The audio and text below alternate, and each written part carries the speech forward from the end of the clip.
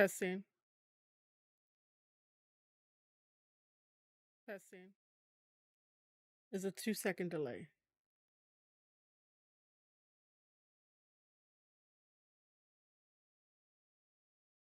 It is a 2-second delay. Okay. We are back. Um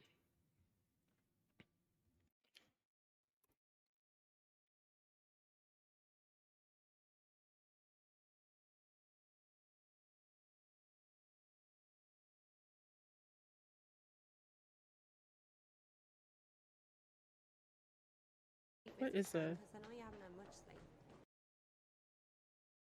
I am checking my Twitch to see if we are live on Twitch. Yeah, we are. We're live on Twitch as well.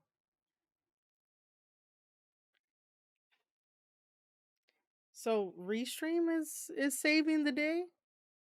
Restream is saving the day. Um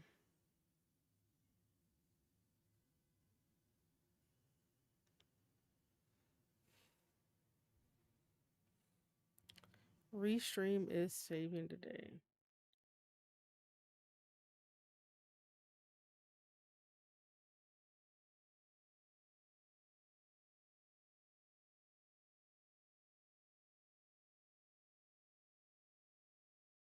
Okay, that's not what I wanted.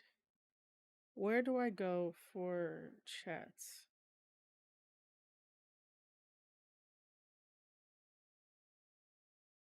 Okay, I don't like how this whole thing is like big and separated. Because I have no idea where it's what. We got chat settings. Oh.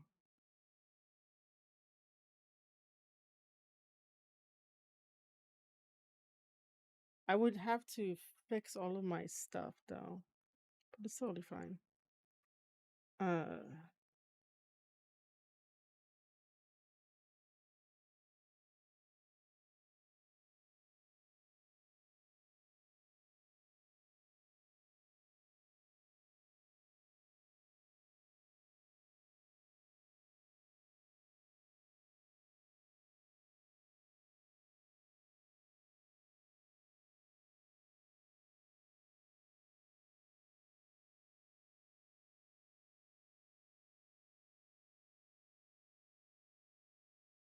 okay, so now that we're back, I am using Restream to be on both Twitch and also YouTube. So we're just gonna get right back into it. We are watching JCW Lunacy. This is part 2. So here we go. Flyers that came after him. And check out at that cross. Turn on that adrenaline. So explosive. Great combo and a near fall. Near fall. Cross can't believe it. And that darkness that shrouds over Matt Cross we alluded to has not done anything to take away his athleticism or his awe-inspiring feats of agility. Looks like Cross he's going to make the climb. I mean, he is very comfortable on the top rope. It's a dangerous position for anyone. Yeah, Matt Cross lives here, thrives here, but could not score. And there's the martial That arts super kick. background of Ninja Mac. Ninja Mac, he's making the climb. From the second turnbuckle! Ninja Bomb did not score, but the cross cutter did! Centrifugal motion leads to a victory! Your winner, the Misfit, Matt Cross! Well, a great rebound for Matt Cross after challenging Too Tough Tony a week ago. Matt Cross is back. Yep, that was interesting. But then again, I didn't really have like a picked winner. I wonder if I can fix the keyframe interval because it's delayed by 2 seconds. But let's keep going. His winning ways, and you know whether he's the opening match, the main event, or anywhere in between, Matt Cross is thinking about that JCW World title. Absolutely. We talked about the parallels between Matt Cross and Ninja Mac as athletes, as world-traveled professional wrestlers, but Matt Cross, with that veteran experience, he was able to turn this match around and get the win. What an athletic display, taking nothing away from Ninja Mac, who fought his ass off. Still an incredible future in JCW. But M-Dog Matt Cross, the innovator, our very own Insanity, letting y'all know he is still very much the president of JCW. Welcome in, everybody. Joe Dombrowski and Veda Scott as we kicked off Lunacy from Reno, Nevada in a big way, because Big Vito is throwing his weight around, fresh on the job as the new investor of JCW, because, of course, normally we would see our world title on the line in the main event, but tonight, the matchup between best friends Cocaine and Stephen Flo takes precedence, and Vito has said if Stephen Flo does not kick Cocaine's ass tonight, there will be consequences. Tough Tony is going to defend against a man who's been a champion almost everywhere he's been, a man shrouded in mystery in his own right. How about Suicide's odds tonight? I mean, that is a huge, huge matchup, and that could really change the face of JCW as well. Can you imagine Suicide as our champion? One thing we know, anything can happen the way the past few weeks have gone, and I have a feeling we ain't seen nothing yet. Buckle up. There's a lot more lunacy right after this. Chicago.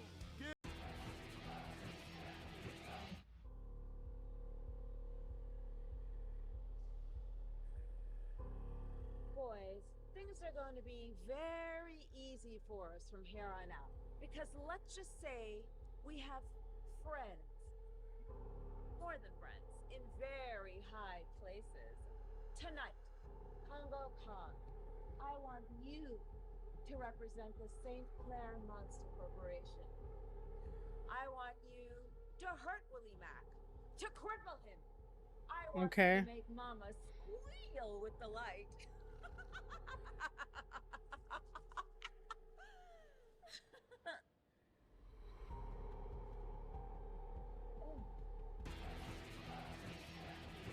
The following contest is scheduled for one fall. Introducing first. Mr. Happy still that cheeseburger from? From Cheeseburger. Vegetarian. I don't need to know where Oh my God. has come from. Mystery meat. By Mystery meat. But if you're a vegetarian, Veda, you eat fish. You just don't want to consume anything that's like from an animal, but but vegetarians eat fish. I swear, man. Society has like gotten into the minds of very impressionable people. And this is me just talking about it in general. Like very impressionable people that's like, that's why I'm a vegetarian, because I don't know where mystery meat comes from. But yet then we have the Impossible Burger. And the Impossible Burger is made from soy and other things, and mystery meat and Impossible Burger. But you'll be very, snobby with, your nose up to the air and be like, that's why I'm a vegetarian, because I don't have to worry about where mystery meat comes from or where that mystery meat came from. What? People, listen, the joke is that people put food in their pockets for later. Like, we've seen that in entertainment, we've seen that on television and stuff like that. Like, it's a comedy spot, it's a comedy bit. It doesn't need to be like, oh, ew, that's why I'm a vegetarian. Like, oh my God, didn't you know? Oh, that nasty mystery meat, thank God I don't eat that shit because I'm a vegetarian. Like, come on. That wasn't needed. I was wondering too where he got the cheeseburger. I was like, what the fuck? But then the cheeseburger looked kind of like fake anyway, like, a prop. But just to be like, oh, that's why I'm a vegetarian. Like, no one acts. Like, unless like you're gonna go out and make a vlog about eating and you're like, hey, just so my audience knows that I am a vegetarian, I will not be getting the steak. But you'll eat fish. Just saying. St. Clair and Mr. Happy.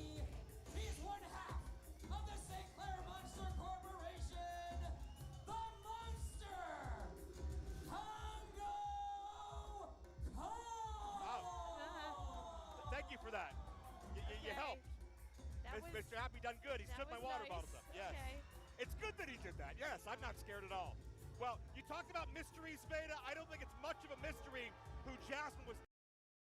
I would like to point out that Joe Dombrowski is the same person that gets to work with Mads Kruger. So, like, if you're ever scared because you don't know what Happy is gonna, like, do or whatever or anything like that, like, just remember that he works with Mads Kruger. So, you know. Talking about a minute ago when she said she had more than friends in high places after we saw her, well, take a business meeting in the back of Big Vito's stretch limo last week. Yeah, last week it really seemed clear that they have worked out some sort of an arrangement here, and it seems like it's going to be to the benefit of the entire St. Clair Monster Factory. Arrangement, is that what they call it? Yeah, I mean, the Monster Corporation, though, she said they're in good standing. He is the chocolate juggalo, Willie Mack! Well, I think it's interesting to compare, Veda, how Jasmine reacted to a new, powerful, rich man in town versus how Willie Mack reacted. Because Willie Mack and Two Tough Tony, we know for months they've always been the very first to join the front lines of any battle. But they went right to Violent J and said, what the hell are you doing? An investor? This feels like it could be a mistake. Violent J said he had it under control, but Willie Mack, I think, still has a side eye on the situation. I'm not sure he's totally convinced. Yeah, I agree. I mean, last week, Violent J reassured Willie, reassured our champion, Two Tough Tony, reassured us that everything was going to be fine, and, well, things are fine for the St. Clair Monster Corporation. Are they fine? Are they fine, Veda? Are they? For Jasmine St. Clair, they're not fine for cocaine, they're not fine for Stephen Flo, and Willie Mack wants to make sure that it stays fine. And by the way, in part one, I did say that, like, I was thinking cocaine was the cocaine cane on the indies. It might be. They decided to change the spelling, but I have no idea. But I don't know. Anybody nice enough can tell me in the comments. Fine for all of the juggalos. But Veda, is Willie Mack fine in a physical sense? Last broadcast, we saw Willie Mack one-on-one with Mr. Happy, and an incredible Samoan drop to the 600-pounder. Yeah. Insane strength, but Veda, it was very obvious to both of us and anyone watching, Willie Mack left that match less than 100% because of the damage done to the back. Yeah, absolutely, and it's not like he has an easy draw here tonight for Lunacy. I mean, this is one of the rare occasions that you can go from bad to worse after fighting Mr. Happy, because Congo Kong, 900-plus days as JCW champion, dominant for well over a decade. But it doesn't compare Always listen to the crowd.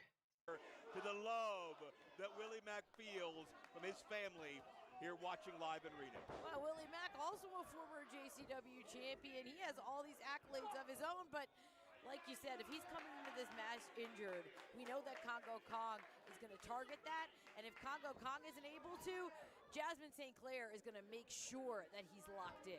Jasmine always with that ominous kendo stick as well. She does a lot of damage physically, but make no mistake, she could do more damage mentally, psychologically, emotionally, just with her daunting presence. Willie Mack's got that headlock cinched on, but Congo Kong already freed himself, and Congo didn't even shift there. I saw the reaction on Willie Mack's face as if to say, oh shit, I forgot how big he is.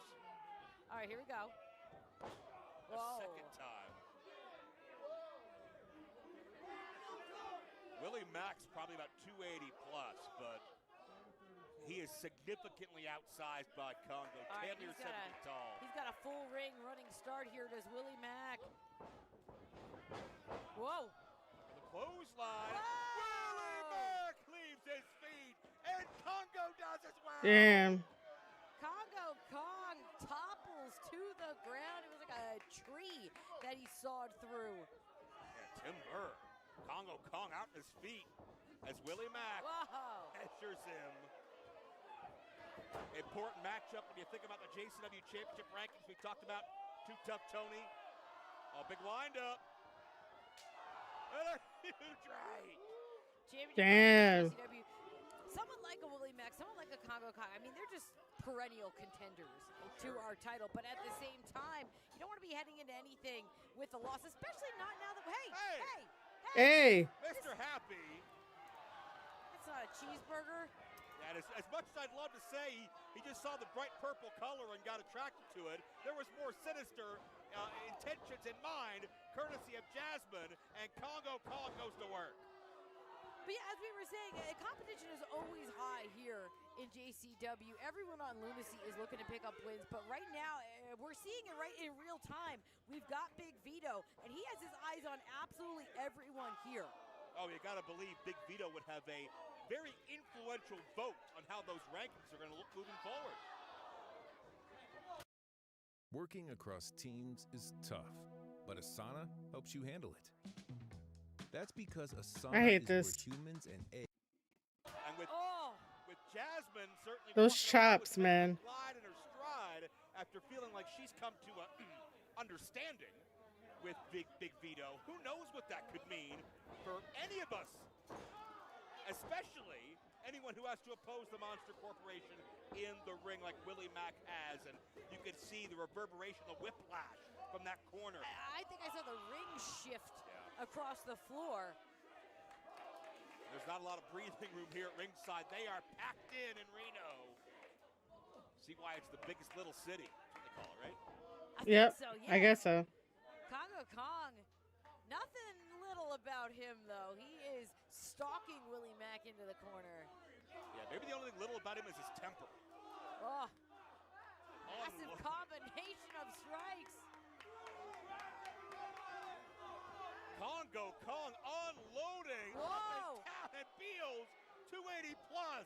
And I get a little deja vu here because we were talking about it last week on Lunacy. How often do we see Willie Mack tossed around like that? Mr. Happy was able to do it. So is Congo Kong. These are truly unstoppable monsters. I will say this though, that this match is better than Happy versus Willie Mack when we were watching episode 56. Yeah, and Mack again lands on that back that was severely compromised last week, and because of that man, Mr. Happy. Whoa. There you see the fight in the Mack, the chocolate juggalo. Always ready to swing some hands. Whoa, he's got Congo Kong staggered. Kong into the corner. Those chops, man. Oh, Oh, that was a big boot. And look Willie, at Willie's face. that head of steam didn't pay off. Congo saw it coming, and that seated splash could be the end. That's it. 2 Oh, no. Anyone else, that would have been it. 100% a 3 count. But Willie Mack somehow able to kick out. Mack able to survive. Oh, wow. What? Whoa. Modified version of that cannonball. And ceremonially draping the symbol of Kong. But Willie Mack's demise has been. Okay. You know, when commentators end up doing just a sound reaction of the, I don't want to make it sound kind of weird, but like, Veda got to stop doing that. Veda and Walker from New Japan Pro Wrestling, they do that a lot. The new up and coming commentators, even though Veda has been doing this for a while, ever since like COVID, so like 2020-ish, or 2019-ish into 2020, like, please stop doing the like those kind of sounds. Like, just stop. Not everything needs to be like a surprise. Like, oh my god, because not everything is a surprise. Not everything is a shocker. There are certain things within a match that can be a shocker. There are certain things in a match that isn't a shocker. I guess saying stuff like, oh man, I thought Congo had it because Congo has been decimating Willie Mack for like half the match, and how much energy can Willie Mack still have, and then also talk about that, uh Willie Mack is having, to exert a lot more energy to stay in this wrestling match. And how much more energy does he have before, he may not be able to win this? Because you can tell that Congo here is definitely, dominating, right? So I say this before in my tape study series and like in my other reviewing the wrestling shows and stuff like that, that the more that somebody ends up exerting a lot more energy, they're not going to have enough to win the match. The other person that is doing all the power moves and stuff may be able to win the match, but they are allowing the other wrestler to work a little bit harder because the other wrestler has to try to find a way to stay in the match because they want to win it, right? Because it's a competition. But as they are exerting a lot more energy, sooner or later they're just gonna call it and whatnot. But like, just to be like, oh, the referee goes down 1-2, the guy kicks out. Oh, like, please, like, speak to us. Speak to us. It's commentating, it's talking. It's not just, oh, look at that. Oh, it's not just that. And that's what I was having, a problem with Walker Stewart when he's on comms for New Japan Pro Wrestling. It's the same fucking shit that, if he sees a move that he doesn't know what to call it, um, it's like, oh, look at that, go the route of Jim Ross by saying that, tell the story that's in the ring, say what you see, because somebody that can be blind could be listening to the wrestling match. And if you're just saying that, oh, he did a clothesline, oh, he's throwing him into the corner, oh, look at that, how they're going to be able to look at their blind? You have to pay attention to what you say, how you say it, and then also like what you're seeing and you relay it on comms. you know um Joe got this down packed. uh Joe says it a couple of times, here and there, but they're just like throwaway. Like, it doesn't bother me because Joe gets on to do the storytelling and really, like, does a great job. And I'm happy that I get to hear Joe on commentating. That's not MLW. Uh, something a little bit different is kind of cool to hear. But man, Veda, like, I don't know if anyone ever tells her to be like, hey, you got to get a little bit better, rather than going, oh, same thing with Walker, but the new age don't tend to listen. Greatly exaggerated.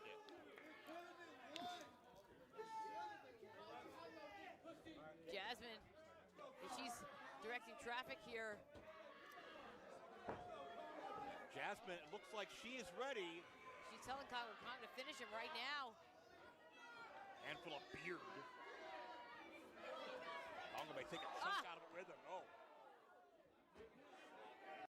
You see, she just did it again with the just because Willie Mack came in with a a slap or just something to get him away, and whatnot with the the fuck. You could turn that into a story by saying that, um, Willie Mack created some distance with that slap, but you heard it, right? The A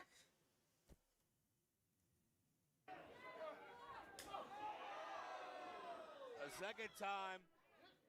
Kong swinging for the fences, but Willie Mack is meeting the moment. Oh! What impact! But Kong didn't go down! What a shot! And heel kick caught him high! After the That was nice. And I just wish my ears did not like stay on the commentating for a second. But yeah, again, but luckily she followed it up with Congo didn't go down with that shot, and luckily Joe came in with, like, giving the expression of like the shocked expression of Willie Mack over here doing the heel kick, and that took down Congo. So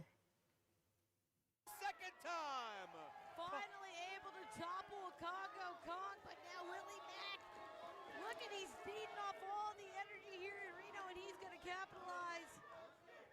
Your chances of getting Congo off his feet are few and far between. But now Willie Mack has a chance. We saw this a week ago. Wow. Can his back hold Congo Kong? What? Oh. Shoulders down. Oh. Man. That referee was the slowest count ever because it was like the referee was just waiting for it, man, waiting for the kick out. That's funny. Never thought I'd say crucifix pin attempt by Congo Kong, but here we are. Everybody stepping it up for this new era. Oh shit! Wow. Kong literally hit the ceiling. The vent. Nice. Not for the Samoan. Again, she did that. Ah. I don't want to focus on commentary. I don't want to focus on commentary, but it's right there. I don't want to focus on commentary. I really don't.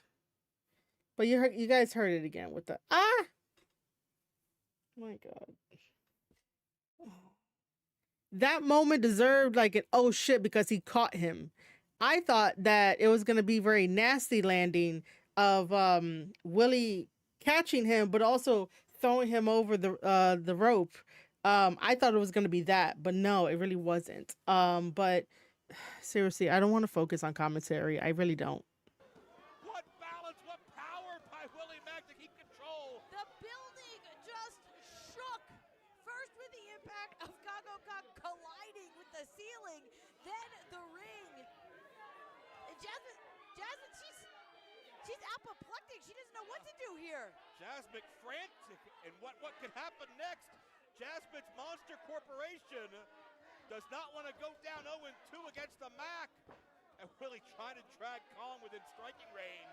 I'm not sure if he's going to move. Dead weight of that size. Uh-oh.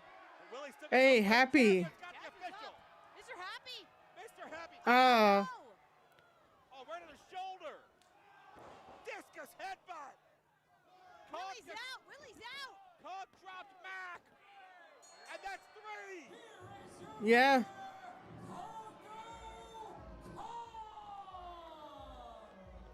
And that's something you don't see very often. Willie Mack has just been pinned. And look, oh, it's a happy dance. It's a happy dance for everybody except for Willie Mack. And, Joe, it looks like Jasmine's got all her monsters back in line. And if she's also got the influence of Big Vito on her side, I mean, it truly is a happy time for the St. Clair Monster Corporation, not so much for, well, literally anyone else. Yeah, it could be not just a happy dance, but dancing all over the fallen victims of the St. Clair Monster Corporation. Jasmine has positioned herself certainly in a position of power in the ring and behind the scenes. And with this kind of mass behind her, with Mr. Happy, with Congo Kong, yeah, that's you on the screen, yeah. Okay, Mr. Happy sees himself on the okay. With Jasmine having all of her Joe, ducks in a row, do the dance. will anybody stop the Monster Corporation? Plenty more lunacy to come stay with us. He was the 8th wonder of the world and the largest box office attraction of his day, literally and figuratively. From his legendary drinking stories to his marquee main event matches, Andre the Giant did everything big.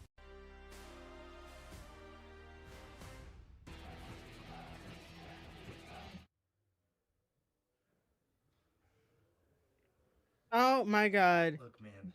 Don't do we have drugs, no other kids. choice. So tonight, let's just go out there and do what we do. And that's blow the motherfucking roof off the place.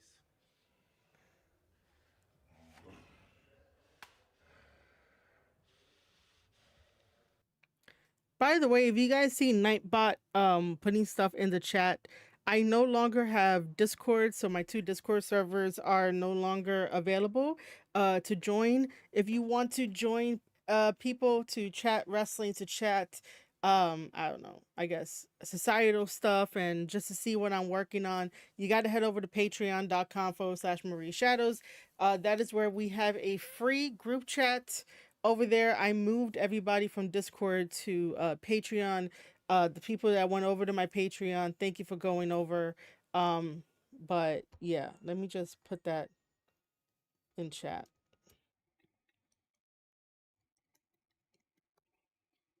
The group chat is called the Bodega. Part of me is still trying to find like an identity, but the Patreon is a little bit of everything. You get a little bit of me. Shadows Den, like I said, is no longer available. So like the two Discord links don't work. Um the Patreon works. So head over to patreon.com/Marie Shadows. Now, again, they just showed this scene, but do not, I don't do drugs.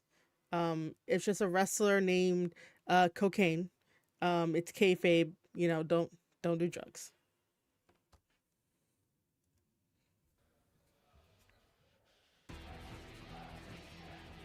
The following is a tag team match scheduled for one fall. Introducing first,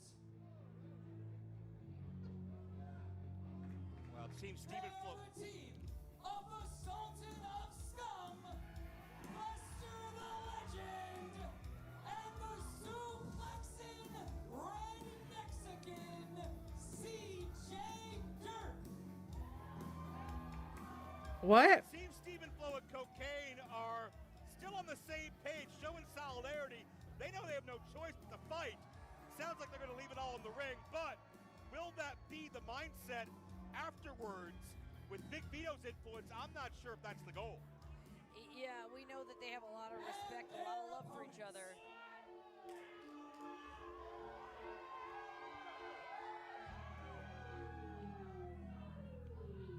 Oh, Ladies and gentlemen, step right up and prepare to be shocked and amazed as Barnabas the Bizarre oh so proudly presents twin bodies, one conjoined brain, and insatiable hunger that must be seen to be believed, for they are the unstoppable, incurable infection, Jackson, Abel, Outbreak! They're ghastly, they're grimy, they're ghouly, but it feels like they get stronger. Every single week we see Jackson and Abel, the Outbreak. I mean, even before we knew Big Vito identified as the investor, it seemed like Barnabas and the Outbreak were trying to get a meeting with him. They were crawling all over his limo last week, and Barnabas has made clear that he wants title shots. He wants gold for the Outbreak. hi David. Welcome to the stream. Welcome to the chat. How you doing? I think it's easier if you just call in advance rather than climb on the limo, but I don't know. Barnabas the Bizarre leading his monstrosities. And look at CJ and Lester. They want tables already. The show is good. Um, I said it last time watching episode 56, and I'll say it for episode 57 that this is a good show, very entertaining. If you do not want to watch WWE or AEW for the time being, this could be the show that could be replacing it. It's really good. And I did say that the Outbreak are definitely the breakout group, the most creative group I've seen in a while, other than like the Y6 and stuff like that. But to have zombies wrestling in wrestling, um, I don't know why we didn't think about it before. I mean, honestly, what is there to say? How else can you react to this scene before you? I I mean, Luster the Legend is a very accomplished tag team competitor, formerly part of Reno Scum. They showed up in TNA Impact Wrestling, Oh. top organizations. CJ Dirt is current tag team partner, but facing the unstoppable, incurable infection known. Okay, I want to shout out Joe. Thank you for telling me all of that because I was like, wait a minute. Reno Scum sounds familiar. Okay. Scum sounds familiar. And I was like, is it that? Okay. But props to Joe. Thank you, Joe. Known as the Outbreak from the catacombs of the Necronomicon. No matter where you have been and how many years of experience you have, I guarantee you've not been in the ring with anything like the Outbreak. And I mean, we're not sure how much experience the Outbreak have of being this way. Yeah, we're not really sure how long they were on which side of the mortal plane, let's say. CJ whoa, Dirt. whoa. And there. And how do you respond to this? How do you fight this as Jackson just collapses? All right, this is smart. We'll feel it out. He's down. Oh, no, he's not down. He's biting. Go for the biting. Yeah, the only thing that might be more scary than one of the...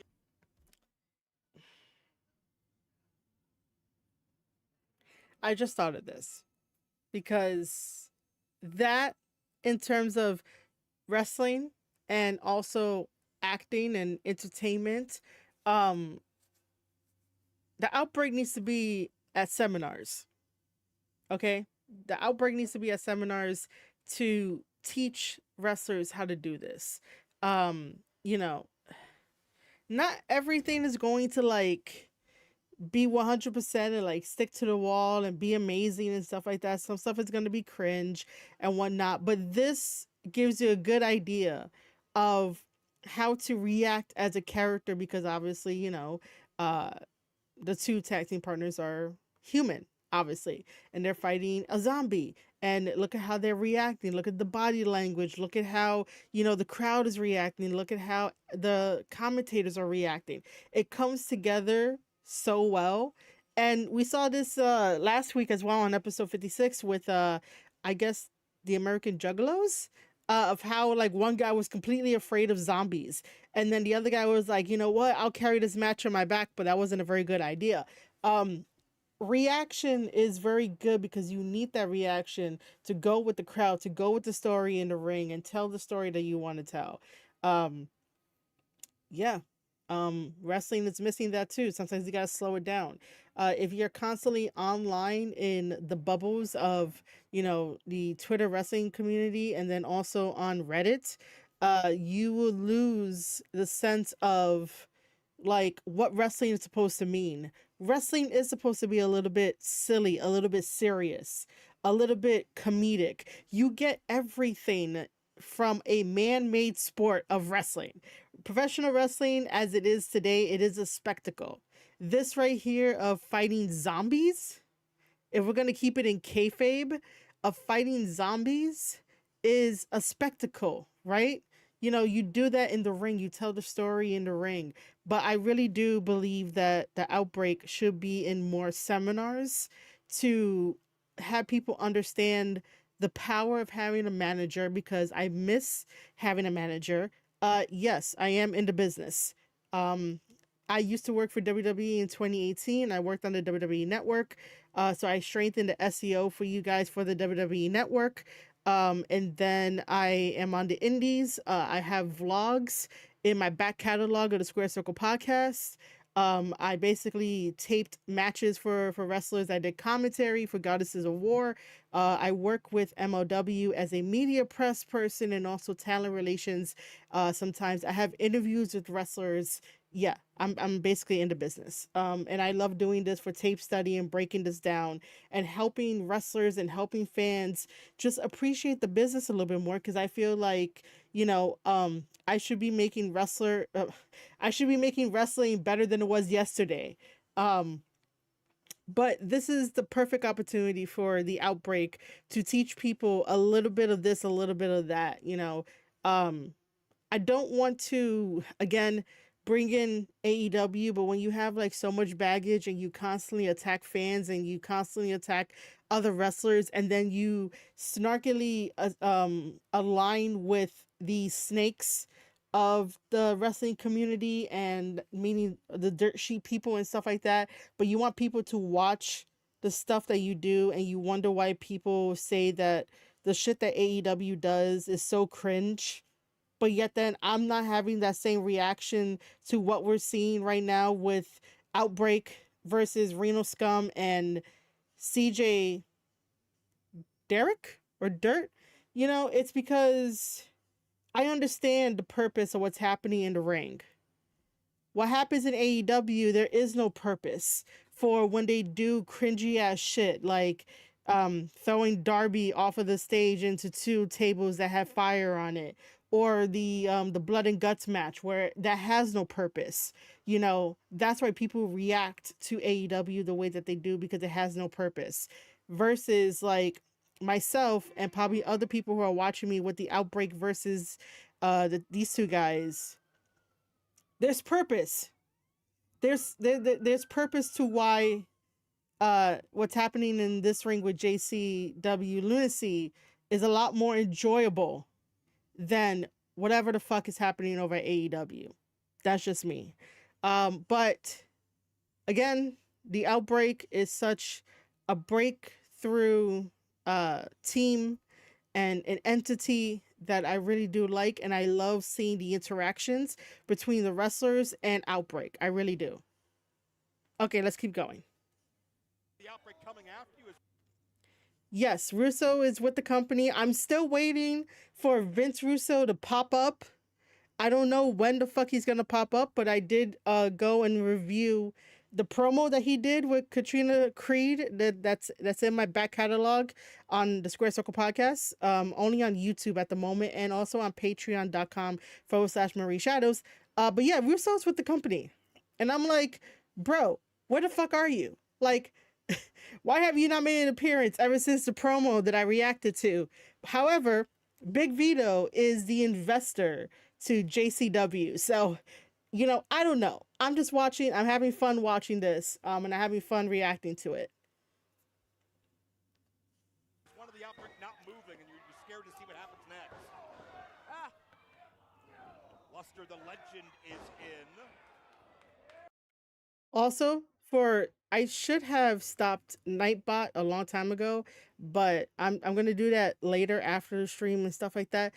Whatever links that pop up by Nightbot that's like, hey, join the discussion chat over here and whatnot. The only chat you can join is on patreon.com/Marie Shadows. That's the only one. Because that's where everything is now. I just want to put it out there again. He calls his style power slap. He says it's not pretty, but it's effective and certainly very aggressive. Well, dropping headbutt after headbutt, and there's I think a gelatinous goo that the Outbreak just sort of emit as they Yes. Is that what that smell is? decompose.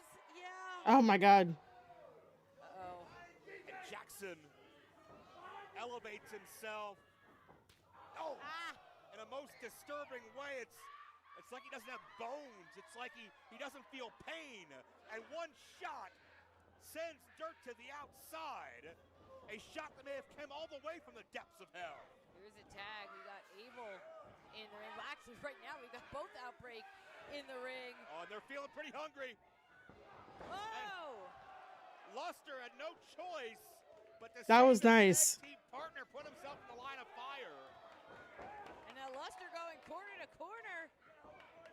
Yeah, and fighting his best. Chopped both of them. Oh! Good job, man. Down that which death couldn't even do. CJ Dirt getting back up to his feet here.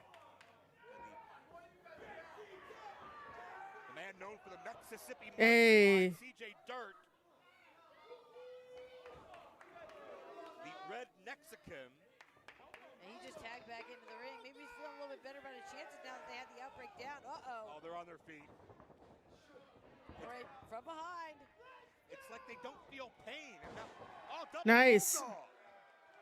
Driving those rotting faces into the canvas. And CJ Dirt's got an open. This could be an upset. Oh no! Oh, from no. behind. Outbreak had been on an absolute tear lately in Lunacy. And Dirk could put his name on the map, but just gets wrangled to the canvas.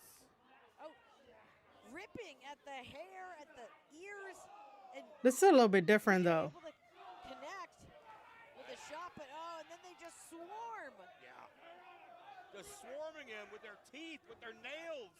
They're looking to take pieces of CJ Dirt back with them to wherever they came from. And then the double team.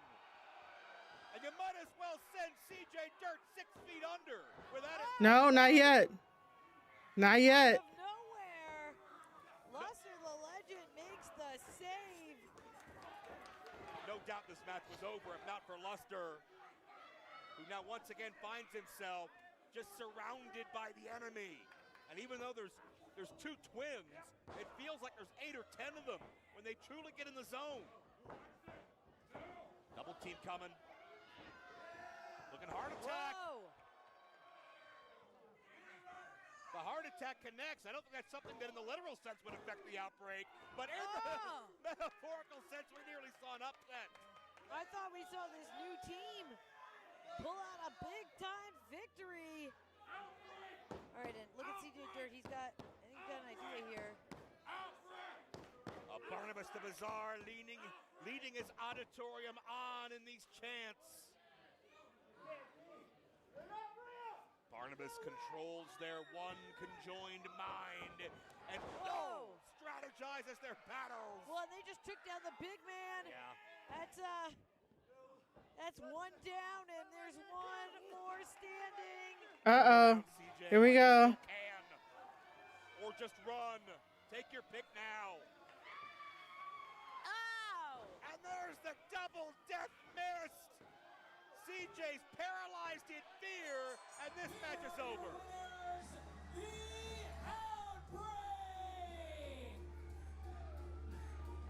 I mean, count to 100.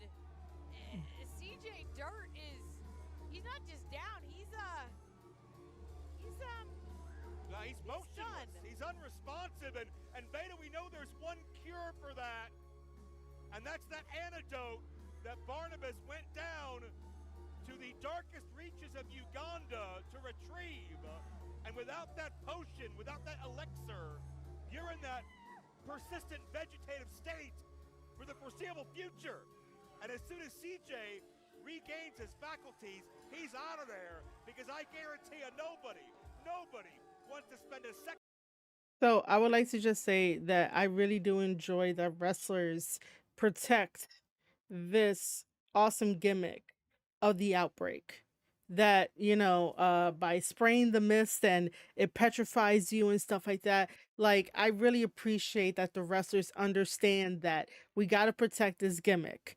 And, this is how we're going to lose. This is how we're going to make it look like. I appreciate that. Longer in front of these demons come to life, the outbreak, than they have to. The outbreak continuing this dominant rise throughout Lunacy. Whoa. And Lunacy continues right after this. Detroit, are you ready for some absolute chaos? Are you ready for bodies being broken and busted open? And most of all, are you ready to feed your fat-ass family with an absolutely free Thanksgiving turkey? Saturday night, November 22nd at Herbo's COR Partners. 814-5159-620. So that'll be the locker room tonight. It's really nice place. You got a great layout here. It's a really good venue. impressed. And step into my office. I'd like to talk to you about we can keep morale up back here. No, I get you, but where's my office? I didn't think about that. You didn't think about that. Wow, look at those desserts in there. Hey, listen, I'm gonna take this office, all right? I'll see you later.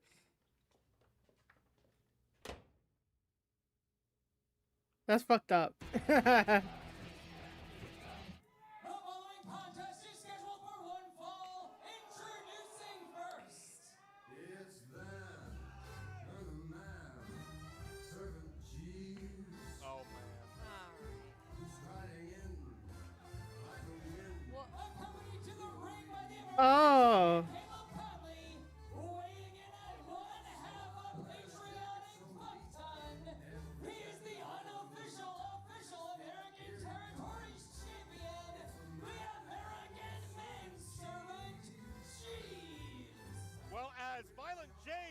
with the demands of Big Vito in the locker room area.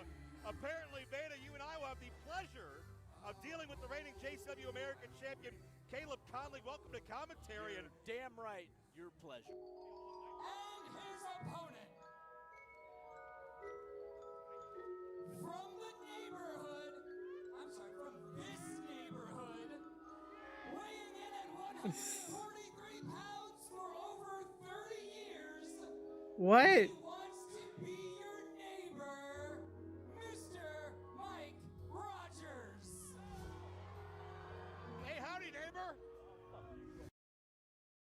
Guys. Guys. Guys. First of all, that suit is way too oversized for you, buddy. And I don't know, man. That's just creepy vibes, even though I know it's supposed to be like a Mr. Rogers of like, you know, your neighbor. Like, I get it, but So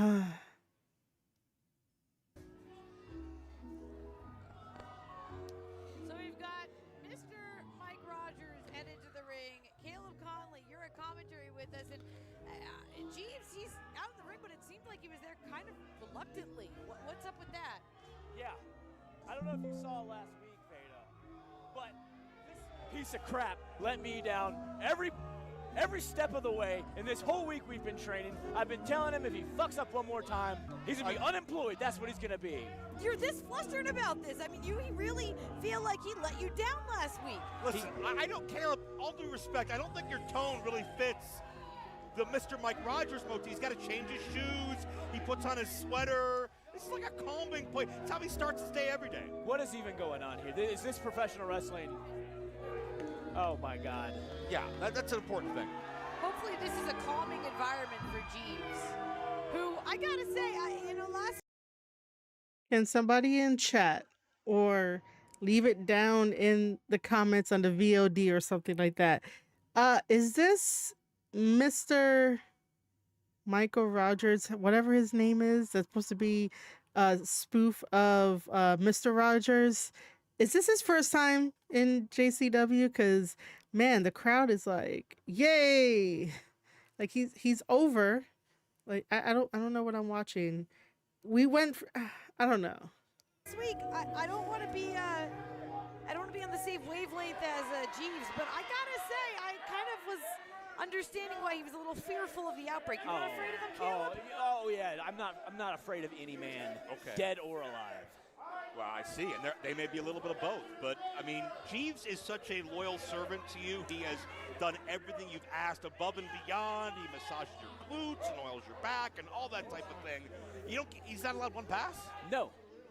Okay. No. He's not allowed for one pass. Nothing but perfection all the time.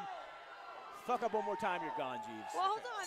Mr. Mike Rogers is welcoming Jeeves to the neighborhood. Yes. Mosh Pit Mike, the man of 1,000 gimmicks, of course. Every single week, a new identity here on JCW Lunacy. But even I never imagined. Oh, okay. Thank you, Joe, again for explaining that. Thank you. Okay. We'd see him singing about it being a beautiful day in the neighborhood. A violent day, sure, but it'd be hard-pressed to find a typical day here on JCW Lunacy that can ever be described as beautiful. What are you doing, man? Get him!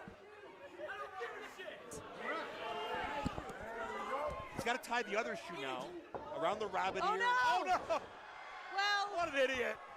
an attempt was made. This is not going well for Jeeves. If Jeeves thinks he's going to win that way, I think he's visited the neighborhood of make-believe. What the hell is going on? What is he doing? He's got him by the ears and then a slap to the face of Mr. Mike Rogers.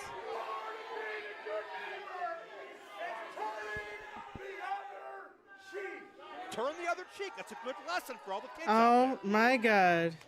Oh no! Oh my God. That cheek was fully exposed.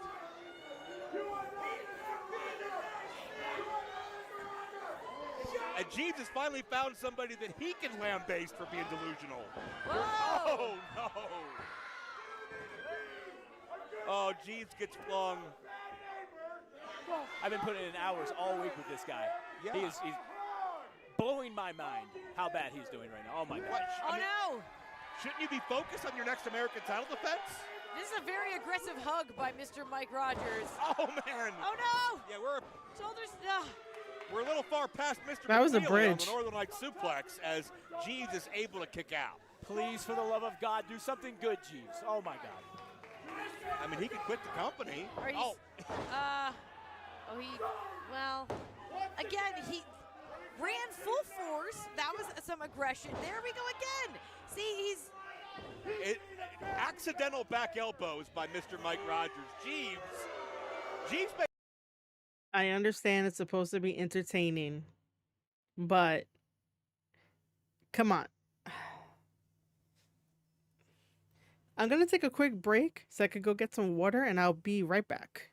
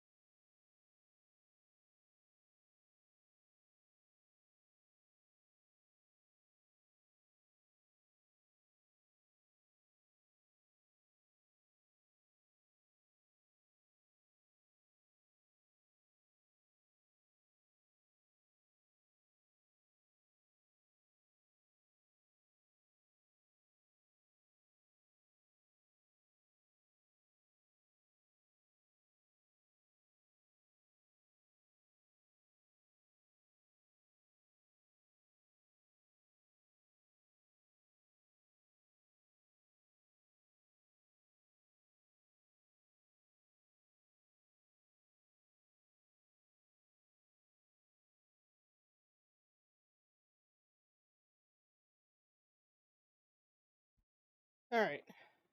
may end up beating himself by the time this is all said and done. whoa! Scooped up and dropped down. Will that be all?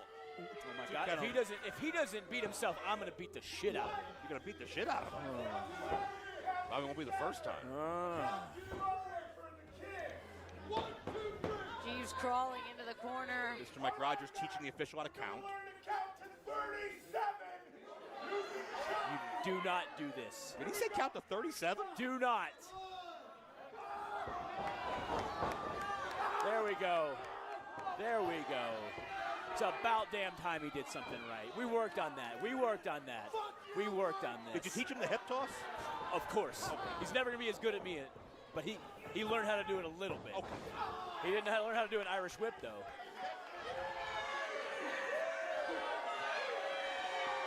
I don't think anyone's ever done that at Mr. Rogers before, but there's a clothesline. Jeeves. Oh! Nice. First. This could be Jeeves' first one-on-one win ever. Look at this. Look at the leg. But, he's going to do this. But I'm not really impressed with the match. That close. If Jeeves is successful, is there like a bonus? Is he going to get a title shot? Well, like, he's going to get to rub my glutes one more time, one more day, one more week for him. It's really about loving what you do. That's what it comes down to. He better love what he does.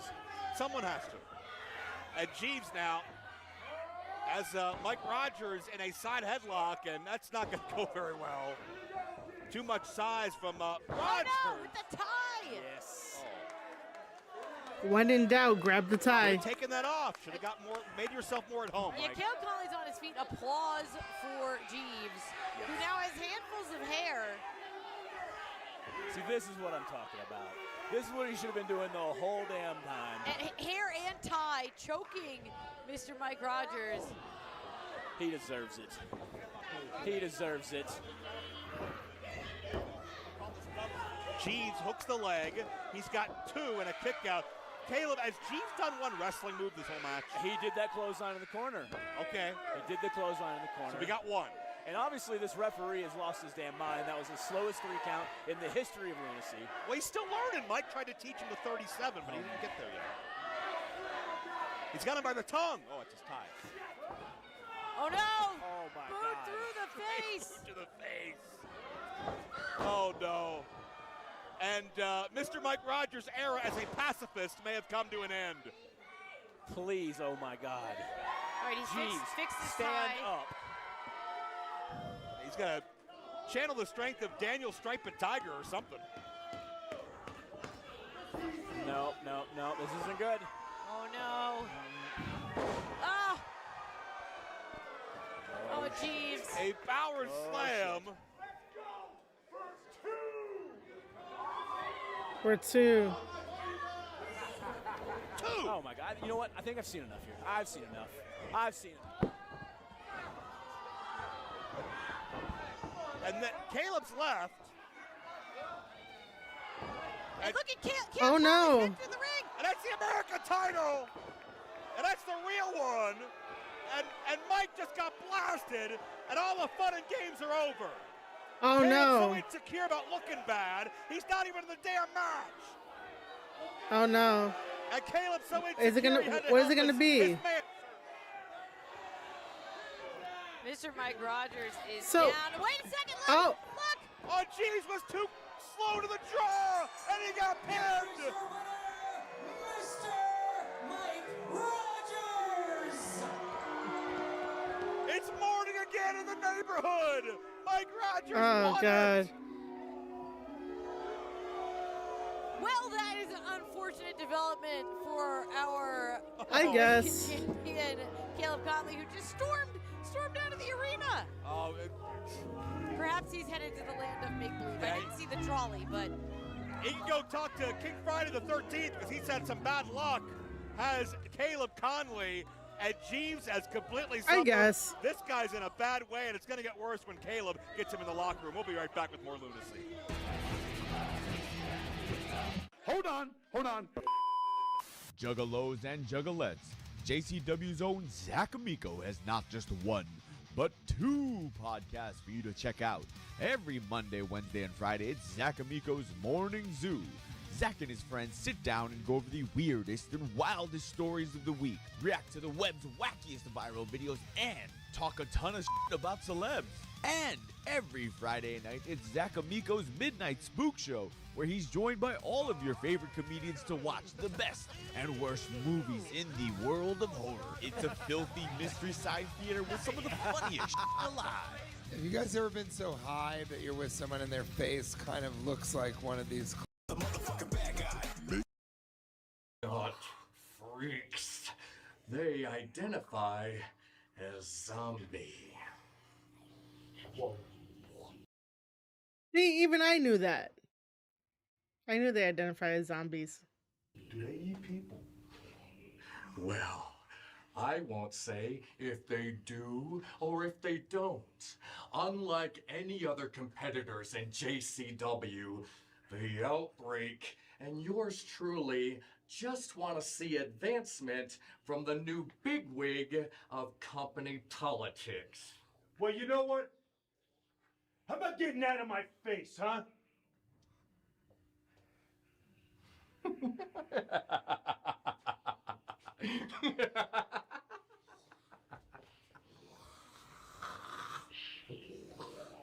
This place is getting weirder by the moment. I can't even go to the bathroom alone. There you see the challenger. Suicide It's has held Suicide. titles all over the world. But will he be the next JCW World Champion? and here is the Does anybody know who plays Suicide now? If you do, let me know. current JCW World Champion, Too Tough Tony, reppin' worldwide, and he looks focused and ready to go. The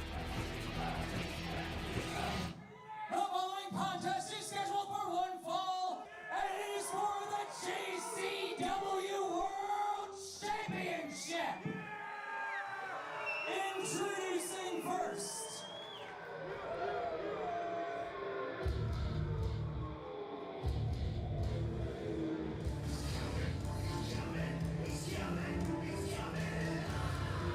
from parts unknown, he is the Dark Savior, Suicide!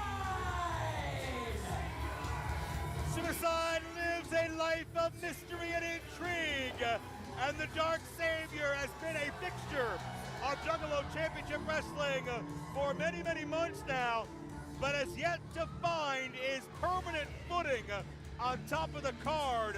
That issue will be solved with one victory here tonight. And his opponent,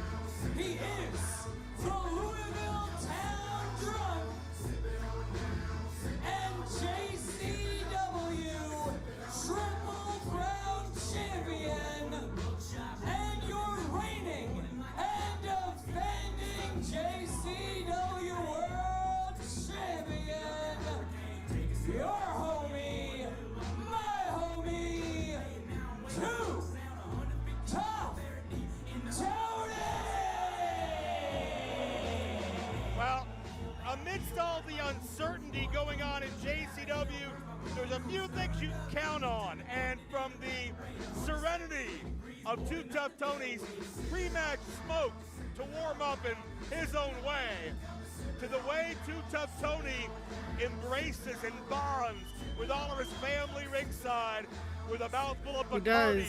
Too Tough Tony is the constant that has kept JCW on the tracks for many years.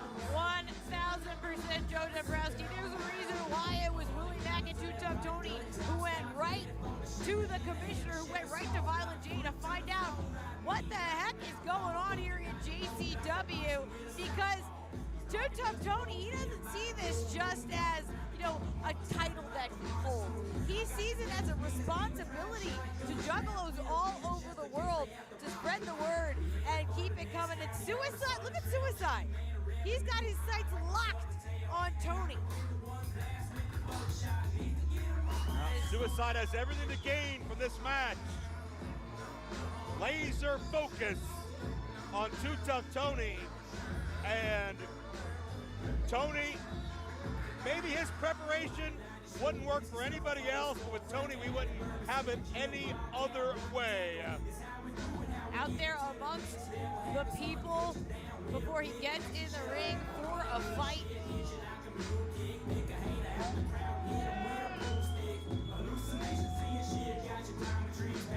You can see the bones are out. People looking on with love, with support. Many of these juggalos have watched Too Tough Tony for years, if not decades. Well, it was in his introduction. Triple Crown champion has collected title after title here in JCW.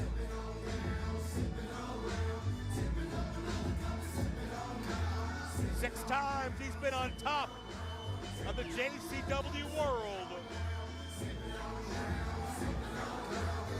And shows no signs of slowing down anytime soon.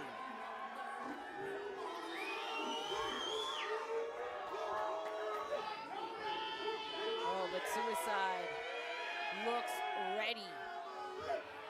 Gotta respect that open door, open contract way of looking at things from Too Tough Tony, because he has not turned down a challenge. He's not objected to a challenger. He's had no issues defending week in and week out whomever Violent J puts him up against. And I guess now, potentially Big Vito as well. But Veda, as we get ready for this JCW title match, obviously Violent J's had his hands full.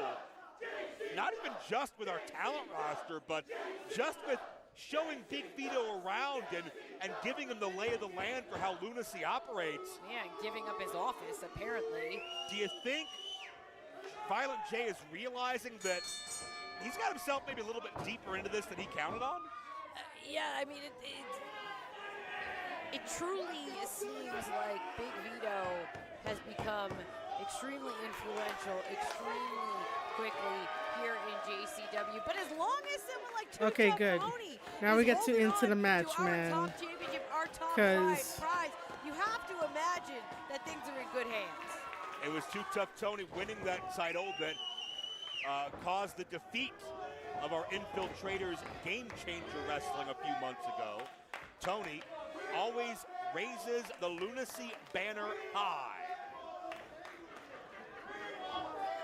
Suicide forcing Tony back into the corner.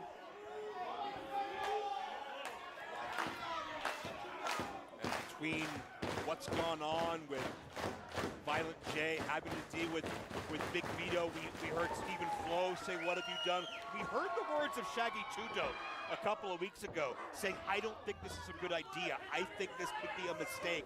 This could jeopardize what we stand for." I have to wonder, I wish I could be a fly on the wall inside the mind of Violent J as he processes how this first full week has gone with the investor Big Vito on hand. But right now, it is we actually have wrestling going on. Suicide on hand, looking to get the upset and become the leader of this new era of JCW Lunacy. Big time main event as Tony's struggling to free himself, but I think he's done it here. Got a headlock of his own. Whoa, Suicide goes down hard. Tony's deceptively That mobile. shoulder You tackle. can never take that away from him. And 2 scoops of whoop to rally this crowd, and Suicide could sense the tides turning away from him. Yeah, that's a smart strategy by Suicide. Heading to the outside. But, the champ's right behind him. Yeah, Suicide's not going to find any friends on the outside. Some of the youngest juggalos are getting in on things here. And he'll never forget these moments deep in the pit of lunacy.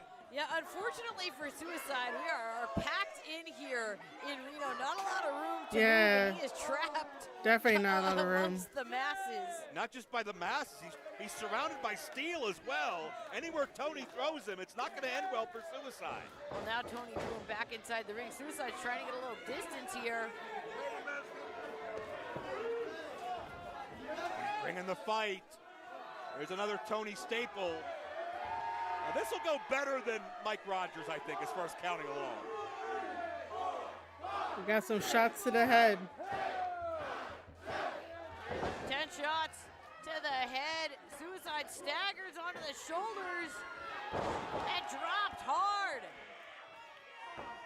Tony gonna pick up the win. 2. Whoa. And a kick out. You think about Suicide's past through the years.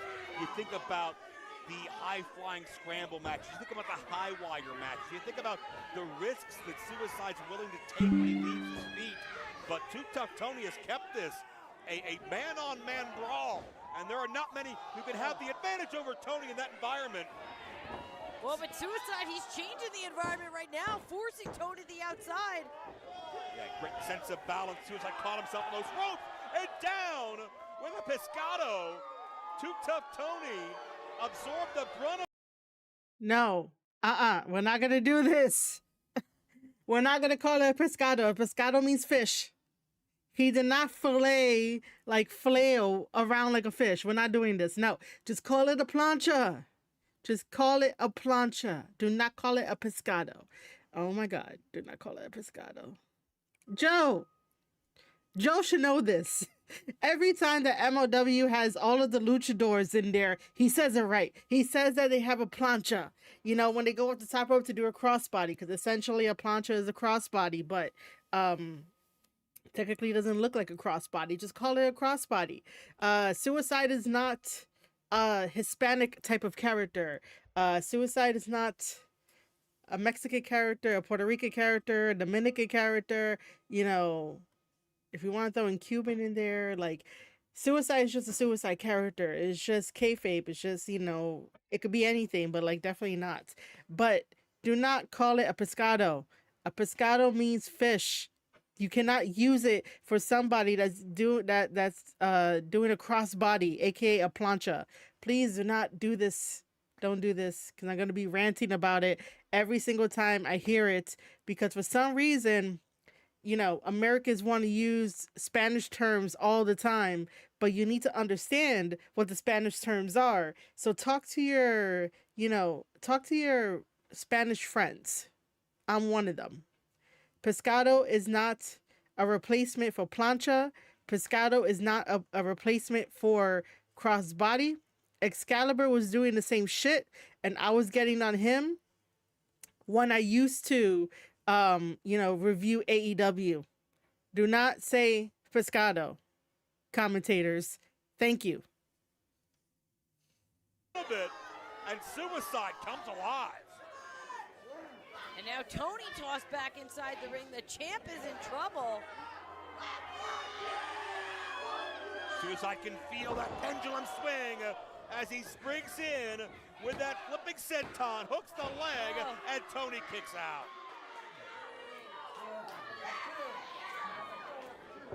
Suicide. Yeah, he seems more determined than ever here. Got Tony shut down. Imagine being in a match like this, realizing your career, your life changes if you win this title. And to be a half a second away from that being a reality, that's where Suicide is right now. His next move will be vital. Whoa, sliding kick through the chest. And there's a cover. Oh. I mean, Joe, we keep on saying it is clear that we are in a new era. Again, like, ugh. Era here in Lunacy, and we might be about to have a new champ on the top of the mountain. Suicide. I mean, the questions are just running through my mind. How does Big Vito feel about Suicide, feel about Tony, feel about every name up and down this roster, and how will his money influence what happens to them next, what happens to Lunacy next? We've already seen big moves so far. Have they been for the better or the worse? That's not really doing anything. But Veda, I know you and I have our own opinions. And now Tony. Oh, he's feeding off all the energy here in Reno. He's mounting a big comeback, and Suicide shuts it down. Reverse head scissors. You can see Suicide just he got into a 5. Down. But what he's doing is using the strength of his legs to wrench back on the neck of Tony and put him in a very uncomfortable position. It would be a submission move if it wasn't in the ropes. And right now, Tony somehow is still fighting, and now he's making the climb. Well, this is Oh my God. dangerous territory here. Those kids, man, they sound like kids. Crowd is chanting for Tony. They can sense Oh. the technical of the superplex.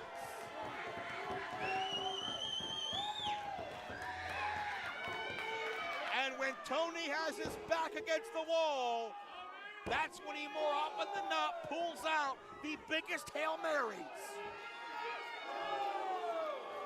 Suicide's down. Too Tough Tony is down. The count is on here in our main event. Turning point in this matchup, whoever gets to their feet first will have a decisive advantage, no question. Well, they're both back up. Hard series of rights. Suicide between the eyes, and the elbow connects.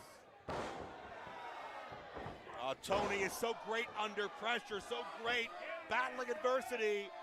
That's when he is truly at his best. Suicide's down. Tony Salt! This could be all. Still the champion. Oh. So close. And Tony could feel it was 3, but it just wasn't to be. You know, here's another critique that I want to give. You're on commentary. You see a big guy like Too Tough Tony that you're like, oh, this guy shouldn't be able to move the way that he does, and he ends up doing a second rope moonsault, which definitely could probably make you shit your pants, right?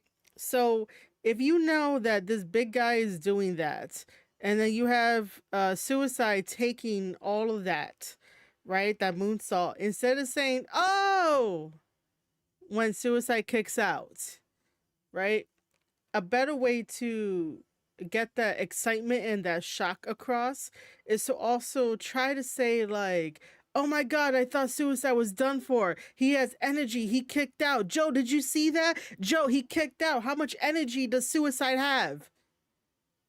That's way better than just doing, oh, like this whole entire time, Vader has done that.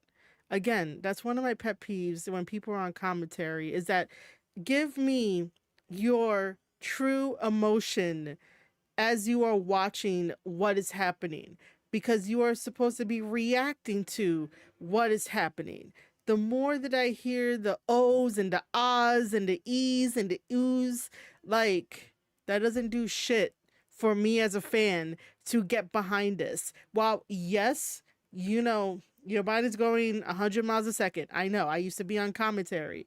I just haven't got booked in a while. But regardless of that, it's sort of like, you know, you should be shocked because Too Tough Tony is a big ass guy.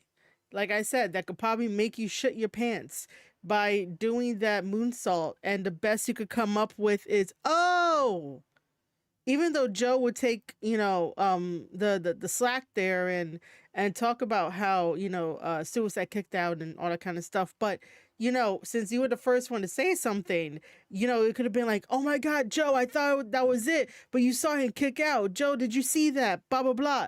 Like, that's more excitement because you're building Too Tough Tony around his persona.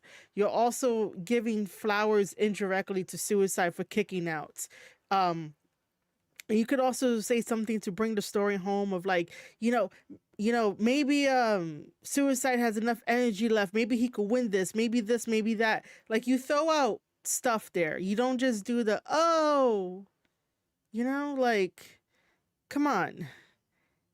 I just think that relying on the ohs and the oohs and the ahs whenever you're on commentating is a really bad crutch. I understand that you may not know what to fill in like the blanks, because it's the same thing with podcasters and people who are like in interviews and they say ums and ands and they tell you not to do that. They tell you, don't fill the space with unnecessary words. Well, on commentary, don't fill the space with unnecessary words, unnecessary sounds. That is like a constant. Like, Suicide here just kicked out of that big ass moonsault from Too Tough Tony, and your first reaction is gonna be, ah, oh, like, is that really gonna be your first reaction? Your first reaction should be like, Joe, did you see that? I thought Suicide was done for, but I guess he has enough energy. Could Suicide dethrone Too Tough Tony tonight? That is a better way of doing commentating. Better way of doing it.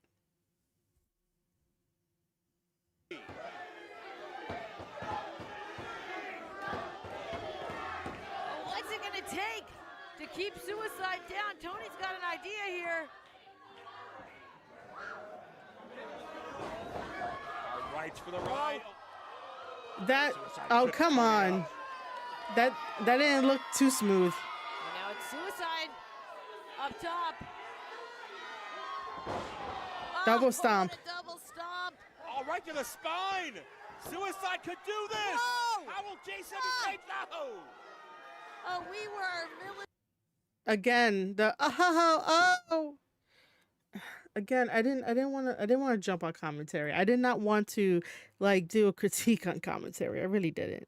But it's so, like, I get it if people get tired and whatnot. I totally get it. But you still got to tell a story of like, here comes Suicide with his quickness. He trips up Too Tough Tony. What do you think he's going to be doing?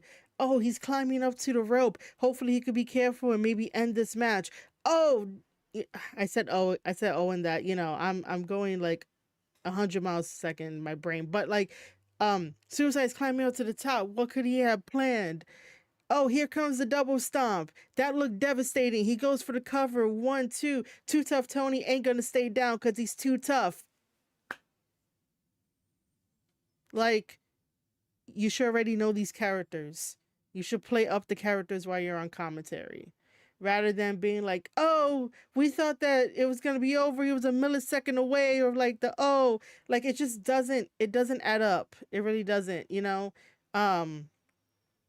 after Too Tough Tony kicks out, another line could be like, Too Tough Tony's spine is probably hurting him. He might give in soon. Who knows? But he's a champion of JCW and champions don't stay down, but we'll see what happens. Like, you want fans to get into it, the ones that are watching at home, even though I don't know how many people appreciate my huge ass breakdown right now. Like, I don't know how many people appreciate it, but like, this is what commentary can do. This is what they can do. But it just seems like it gets lazy, and it's not lazy on Joe's part, because Joe's amazing at it. It's more lazy on Veda's part, and if people get upset at me for that, so be it. But again, if you're here to watch Tape Study Series, I break down everything. I give suggestions on improving, and nothing is personal because I don't know anyone I don't know anybody like on a personal level. This is just me trying to help the business, improve the products that we see, because it's supposed to be professional, It's not supposed to be like, oh, I got the gig. Let me do what I normally do without trying to improve one step at a time, you know, especially if you've been doing this since pandemic days in the 2020s. Like, you should already understand how story goes. Too Tough Tony has a really like long history in JCW. But even with just that name alone, to have Too Tough Tony, you can definitely create some story out of it and explain to the people at home like why he's tough. He just kicked out of Suicide's double stomp to the back to his spine. Any ordinary person would have been like, nah, I'm done. 1, 2, 3, Suicide wins. But no, not Too Tough Tony, because Too Tough Tony is Too Tough Tony. Like, you basically build up that brand for him so that way on comms, people could be like, oh my God, I like this guy. I could get behind him. I don't want to put it out there because someone's going to come after me if I'm like, hey, he could be the modern day Stone Cold Steve Austin. The same way that people, became fans of Stone Cold Steve Austin. There was a reason why, because he connected with every ordinary day people that like wanted to beat the shit out of their boss at one point, you know? Too Tough Tony, on the other hand, is like, you see him as someone who works hard, who also can play tough and, understand people, have some empathy, but, want to have a party. Some people end up, uh, attaching themselves to that because, sometimes they might need that. But Too Tough Tony in itself is a brand, so you build that up the same way you build up Suicide. But I just think that commentating and commentators need to progress and not rely on the oohs, the ahs, the e's, like I keep saying. But yeah, I do hope that if people watch this on the VOD, that you appreciate the breakdowns of what you get here on the Square Circle podcast with Tape Study Series. We break down everything. It's just really annoying. Seconds away, Joe, from a new champion here. And now Suicide more determined than ever. Oh, is he going back up top? Suicide realizes the stakes at hand. It's gonna take something big. Oh no, he got caught. Looking for a hurricane. Oh man. The buckle bomb. That looked. And Tony! Ow! Flip pile driver! That's it.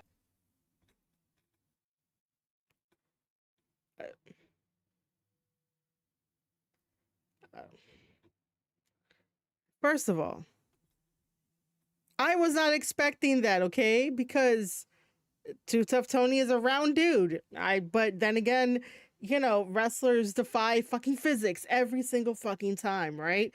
So, shout out to Too Tough Tony and shout out to whoever's playing Suicide here. But again, Veda, dude, do you need to scream? That doesn't like excite people or be like, oh my God, woohoo. I've already said it. Too Tough Destroyer. Suicide's neck just bounced like a pogo stick, and Tony's headed back over to that bottle. I don't know if Tony can do that sober or not, but be that as it may, Tony's got the hand doused, and that big ham hock is what leads to the meteorite, to the mask, to the head, penetrated through. This match is over. Here is your winner. I honestly need to know the story behind him wanting to do that every single time where he puts his hand on fire. Not even getting a protective glove, because we could do that too. That would be way more better. But just to put his hand on fire and call it the meteorite, even though it's like a fire punch, and punch out, Suicide. Which, by the way, the thing that I love right now that I'm like just obviously 2 episodes in of JCW is that people protect the I was gonna say people protect the business, but people protect the gimmicks. People protect the finishers, and we need that. Like, you can have a great ass gymnastic match with so many false finishes, and then finally, after the 50-minute mark, that's when like you're gonna decide the winner. You know, I've seen so many of that in New Japan Pro Wrestling. I've commented on so many of that in New Japan Pro Wrestling. AEW does that all the time. WWE is doing that all the time. But I do like the fact that um, JCW, that finishers and gimmicks are protected. You will have to really, really, what do you call it? Upset is not the word I'm looking for, but you would really have to like trip up Too Tough Tony in order to win, and avoid getting hit with the meteorite strike, which is a fire punch. Um, like you would really have to trip him up to be like, hey, I want to win this match. But I will say that last episode's setup for the meteorite punch against Matt Cross was a little bit better setup than this one. You know, just out of observation, but yeah, Too Tough Tony retains. Damn, you know, it picked up. Um, I feel like because these shows are like an hour and maybe 30 minutes ish, that the pacing is fine. The matches, sometimes it feels rushed, depending, especially when we get to like the semi-main event and the main event. Those are rushed. That's how I feel that they are. Um but yeah, sometimes I just feel like the pacing is good, but sometimes the match and the match contents, uh depending on how much time they tell them, it doesn't feel right sometimes. And still, JCW World Champion, Too Tough Tony! Beta in many ways, he's the embodiment, he's the heart and soul of JCW, and that's no disrespect to Willie Mack and a number of others you could say that about, but Too Tough Tony, even when things are in doubt, you can always count on Tony pulling through. Too Tough Tony, still JCW World Champion, and Joe Dombrowski. I know we all have a lot of questions about what's going down here in JCW with these new investors. A lot of changes are on the horizon, but you said it yourself. The one constant we have is Too Tough Tony represent. He is one of the most unique stars in wrestling, a gymnastics and parkour master. Cartwheel, handspring, reverse. Who can perform feats of athleticism Oh damn. not possible What the by fuck? any other man in the industry. Full press. Oh, beautiful. No other man in this industry can do a maneuver like that. His talents have taken him to 20 different countries, but some of M-Dog Matt Cross's most breathtaking moments have taken place right here at home. Spear. Now available on DVD and digital download. 4 hours of Matt's best matches and moments from his first major championship in his hometown to proving the critics who said he wasn't tough enough wrong. You'll see every important step to how Matt Cross became king of the Cleveland streets. Can do nothing but watch the incoming. Oh my God! And check out Cross.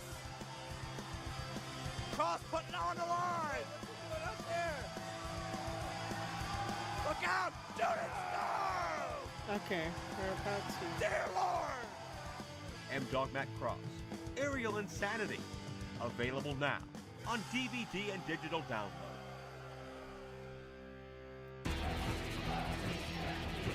I want you to get it done. Do you understand? No excuses. Just get it done. Come in. I'd like to know if I could talk to you about a couple It's not really a good time. What is it? What do you need?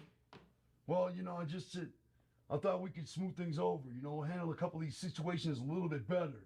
Listen, I got everything under control, all right? Everything is good. You're doing a great job. The show is interesting. Once you go home, have a Fago and call it a day. And by the way, Use my credit card. Go buy yourself some dinner. How about that? Good night. What? Blast from the past. Blast from the past. JCW. Blast from the past. Oh. Opinion. This is the Head Banger. And their opponents. Yeah, Big Vito is funny, man. Beneath to the ring by Scott Hall. Here is Kevin Nash and X-Pac, the JWO. Wow.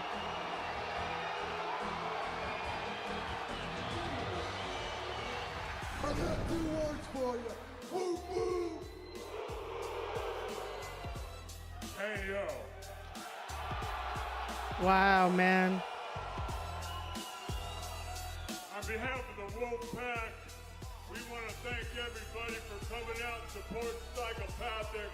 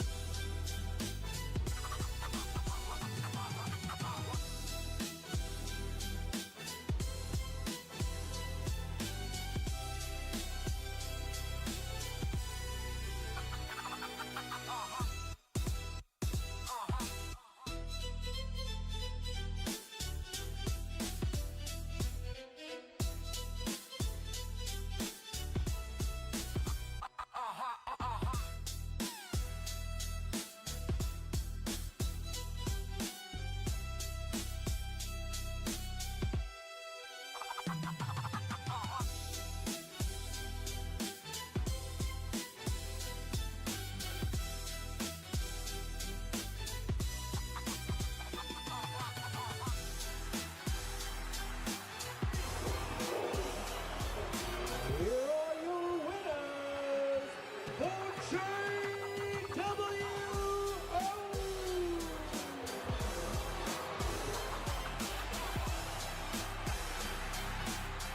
Blast from the past.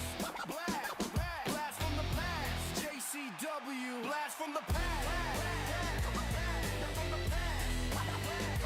Blast from the past. Well, Joe Dabrowski, Beta Scott here. We are preparing for our main event. It's just minutes away. We want to invite you to follow JCW Lunacy on all social media platforms and follow Violent J on Instagram as well for all the up-to-date news on JCW. And Beta, where can they check out that fresh merch? You're going to want to go psychopathicvault.com to find all the exclusive merch for us here, auctions, all of it. I'm sorry if I'm a little flustered, but tensions are high here on JCW Lunacy in Reno. We are about to see our special forced main event. Stephen Flo has been told by our new investor, Big Vito, that he has to kick his best friend Cocaine's ass or he will face repercussions of his own, whatever that means. I've never called anything like this. Let's take it to Mark Roberts. The following is the Lunacy main event. Weighing in at 92 kilos. He is the devil's favorite dealer, Cocaine. Well, it seems like all may not be rosy with the Big Vito Violent J partnership. Yeah. I feel like this is the same one on the Indies. Shut the door in Violent J's face here in JCW? The commissioner of 25 years, Violent J. And did you hear what Vito was saying? It sounded like he was on the phone or he was yelling at someone. He said, "Get it done." What's that mean? I hate to even speculate, but you want to talk about teamwork, you want to talk about allegiances, what will be the status of Cocaine and his best friend? From Seattle, Washington, he is the Grunt Lord, Stephen Flo. Whoa. Wait a second. Wait. Speaking of Big Vito. There's no tolerance rule here. you better kick the shit out of him. If you don't, there's gonna be repercussions, you got it. Now go get him. A last-minute pep talk where Big Vito tells Stephen Flo, you better get this job done. You better do it right, or there's going to be repercussions. Stephen Flo doesn't want this fight. Him and Cocaine, they travel the roads together. They've been a tag team here for months. But if Stephen Flo does not fight his best friend, our new investor will make sure there's severe punishments. And it seemed like Stephen Flo, Cocaine, they had agreed that they're going to have to do this match. Not like they have any choice. And Beta, it's not just a match. Vito said, Stephen Flo, I want you to beat Cocaine's ass. Those are specific instructions. He wants Cocaine to have a lesson taught to him for, well, his recreational activities. There, put that back. You can see the look in the eyes of Stephen Flo as he's emotionally torn, and Cocaine, obviously, Veda, there's a pre-fight ritual every single time for Cocaine, and that's not going to change. You know, Vito must be seething watching this. Cocaine, he's extending. Do not do drugs, kids. Respect of solidarity. Wow. And Stephen Flo, Wow. I guess if you're going to do something, Beta, you don't want to do, you might as well get amped up, turn your brain off, and just react. Stephen Flo has to go through with this, and he's going to do it amped up thanks to Cocaine as these men go one-on-one. And Beta, what I'm curious about in this matchup, these men know each other better than anybody. They've talked their strengths, their weaknesses, their strategies. We're seeing it right here. They're going hold for hold. Each one has an answer for the other. But right now, Could be Cocaine. an early Coke slam. Stephen Oh. Flo counters. And to a standoff here. That was nice. That little fast sequence. It makes sense for them. It makes sense for the story. It makes sense that, you know, they're hyped up on Cocaine, unfortunately. Remember, guys, it's all in wrestling kayfabe. Do not do drugs. But it is what it is for this. But, yeah, really good opening. No doubt. When you're Cocaine, when it comes to this partnership, you can't find a better man than Stephen Flo. And these men have stood side by side, but now Stephen Flo, to keep his job, has to fight his best friend, but Cocaine, incredible recuperative powers. Cocaine's back in. How do you counter this? The agility. Nice hurricanrana. Nice splash. It's Stephen Flo with the upper hand at the moment. Springs off of the stage dive. That's Nicely nice. done. Oh, here we go. Ref. Stephen Flo went for a cover. Oh, and look at Stephen Flo's getting right in Cocaine's face. Hey, Stephen Flo has to do it for his job. He's saying, I'm still alive. I'm still employed in JCW. But Cocaine, he can't hold back either. The big uppercut right takes Stephen Flo down. We thought Cocaine was fired a week ago. It's amazing to see him here, but we're torn under these circumstances.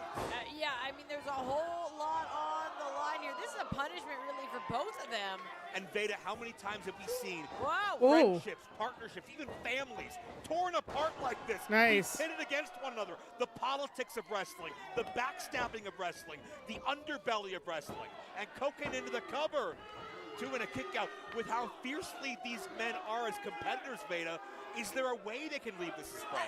But I mean, isn't this exactly what Too Tough Tony, what Willie Mack, what they were worried about could happen by bringing in some outside influences to JCW?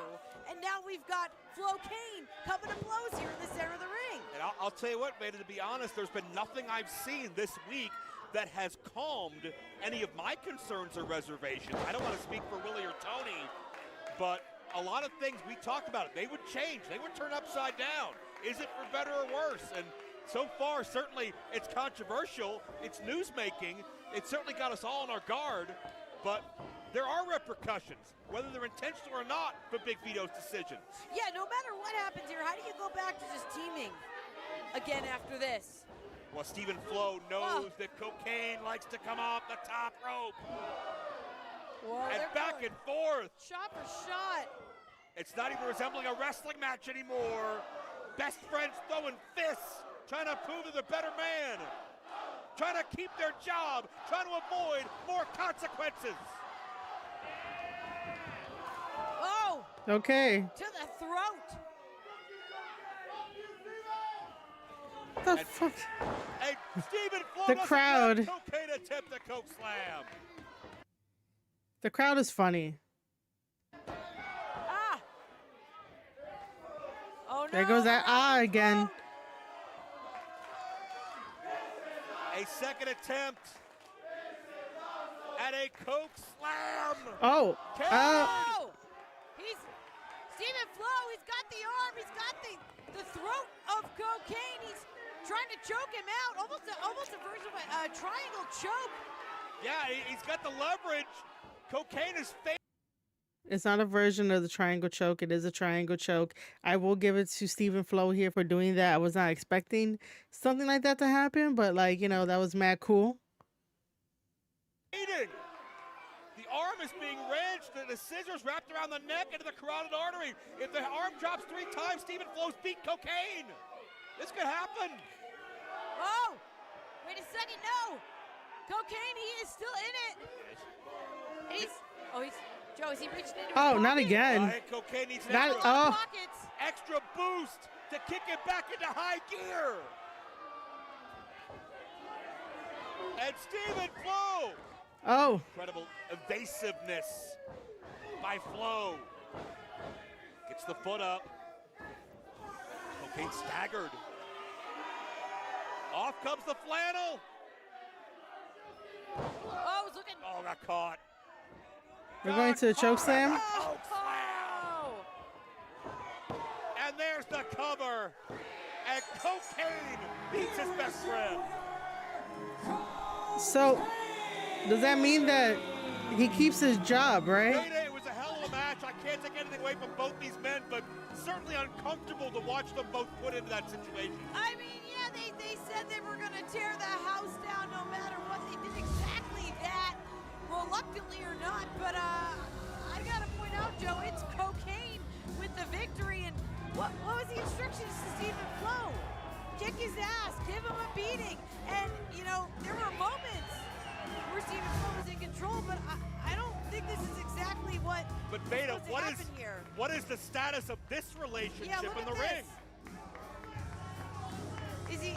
Both men standing off, and is this fight going to continue? Have we seen the end of Flo? Okay, wait a minute. Whoa. A handshake. You see how far away they are. Some of these fans are yelling family. Some of these fans want them to remember what brought them to this dance. How their bond is deeper than anything Big Vito can put in their heads. And they're right.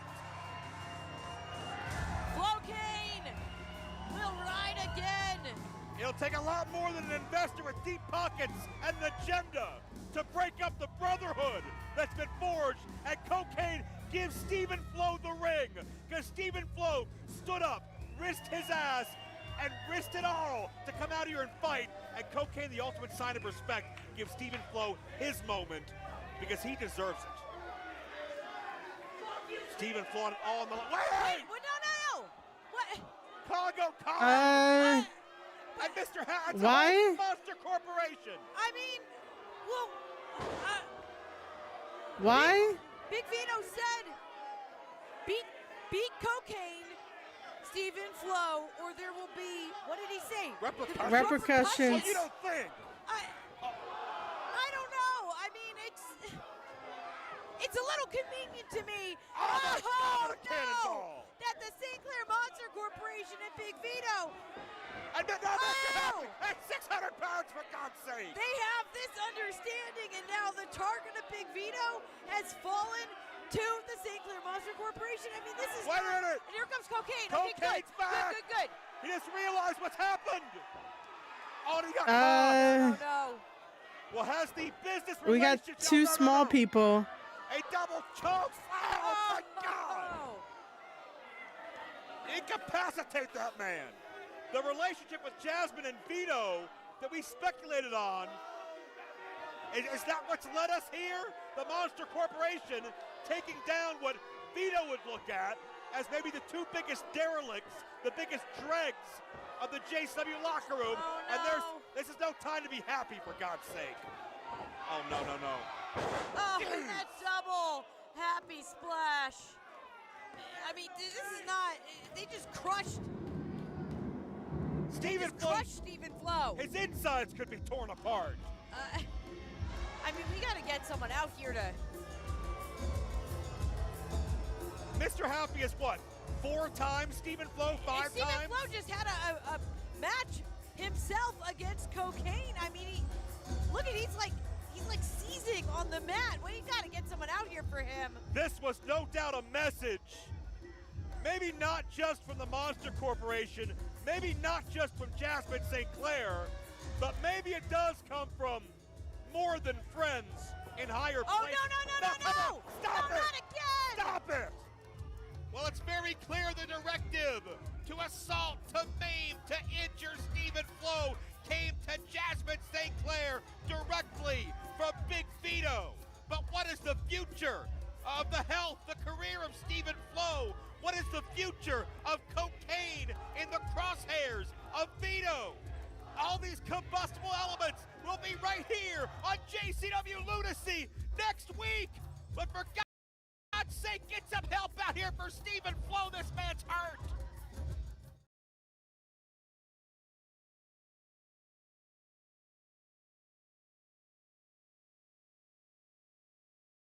Okay. Well, um, that ending was just what the fuck? Only because of like, yeah, I know that Big Vito said there were gonna be repercussions if Stephen Flo lost, but maybe to send out, we don't know. We're gonna have to tune in next week. The Monster Squad to beat him up. You know, I don't know. That's very what WWE ish, AEW ish in a way. Well, first of all, when the graphic dropped about what this episode was gonna be about, that like, you know, friends have to fight each other, I was just like, you know who does that? AEW does that. AEW does the whole friendship shit, friendship stuff that ends up you know, being on their program. WWE does that too, where two former friends are fighting each other and stuff like that. And this is what I mean, that like the main event fell short. Okay, they really did not tear the house down. They did some really cool stuff.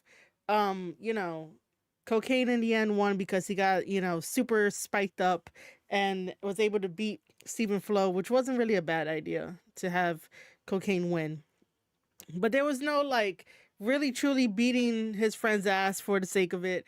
But then again, I do think that by having an investor, it's really not going to change anything. If you're loyal to your friend, and you know your friend has been there through thick and thin, like why would you want to change now? But then again, if he's playing a rock star, rock stars will, you know, go where the money goes, go where the drugs go, you know, go where anything goes, you know, that can benefit them, rather than just being friends with somebody. Like that's what happens in the entertainment world. That's what happens in the rock star world. Like shit happens. You don't really find too many really good friends, so they could play off of that if they wanted to. But you know, this friendship works, and the crowd works. But yeah, we have the monster machines over here doing the dirty work of Vito. Vito is funny without probably meaning to be funny in his segments. Violent J, you know, is just there like, bro, do something, man. This is your company, even though you have an investor. But the investor should listen to you first and foremost, though. Overall, like, it was a fun episode. It's still a fun promotion to put on when you are tired of the fighting between WWE and AEW. There's also MOW too that you guys can like go and get a ticket to if you want to. Just throwing that out there.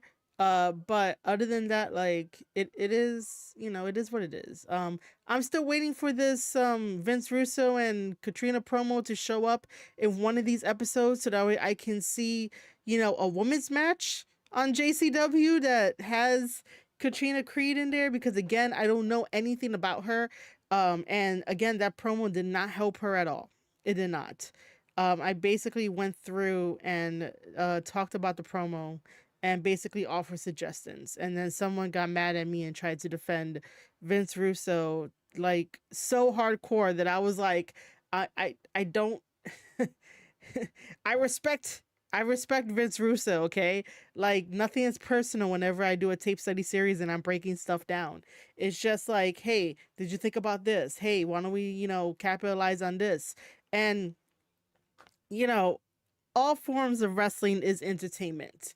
I just think that for the longest, Vince has basically made his wonderful fan base to believe that anything that's not how can I put this? Um that everything is just bad nowadays in a way. Um that like everything is cringy, marks this, marks that, all that kind of stuff. Rather than being like, hey, let's find ways to improve this, rather than like all this kind of stuff. But then again, I do agree that most of the people that go back and forth with you on Twitter are either bots, burners, and not actual people, not actual people. Um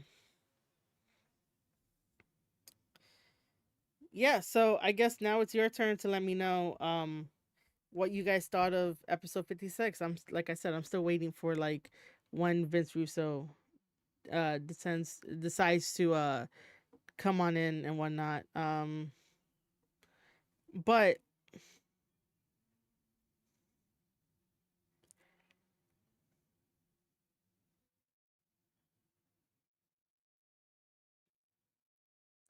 also I do want to say that sometimes if you go onto somebody's video, right, and leave a comment, please make sure to reread it a couple times and think to yourself, does this need to be said? Because I do think that we're getting to a point with online that there's a lot of misplaced anger out there. And because we are so, ooh, excuse me, and because we are so rooted within these bubbles of professional wrestling, to the point where people are in really bad loops of just annoyance from bots and people that want to be right and people that just want to um you know just say stuff for the sake of saying stuff and don't really give a shit about it, and they get you upset and they're like you're crashing out and shit like that. There's a lot of misplaced anger. So I would highly suggest that if you see a video and you don't agree with it, either uh move on or come back a little bit later when your energy has subsided and you're going to watch it again and leave a comment where it can either help the conversation, provide a new perspective, because I do read every comment, which is like I shouldn't be doing that, but I do read every comment. And I notice after a while that I can't reason with people, and all I care about is having a good conversation about professional wrestling. A good conversation where we can either agree to disagree, or you show me a different perspective, and most of the time I'm like, oh shit, I didn't think about that. Thank you for letting me know about that perspective. Thank you for letting me know this. Thank you for letting me know that. If it makes sense. If it doesn't make sense, I'm probably going to push back so that way we could find a place for it to make sense.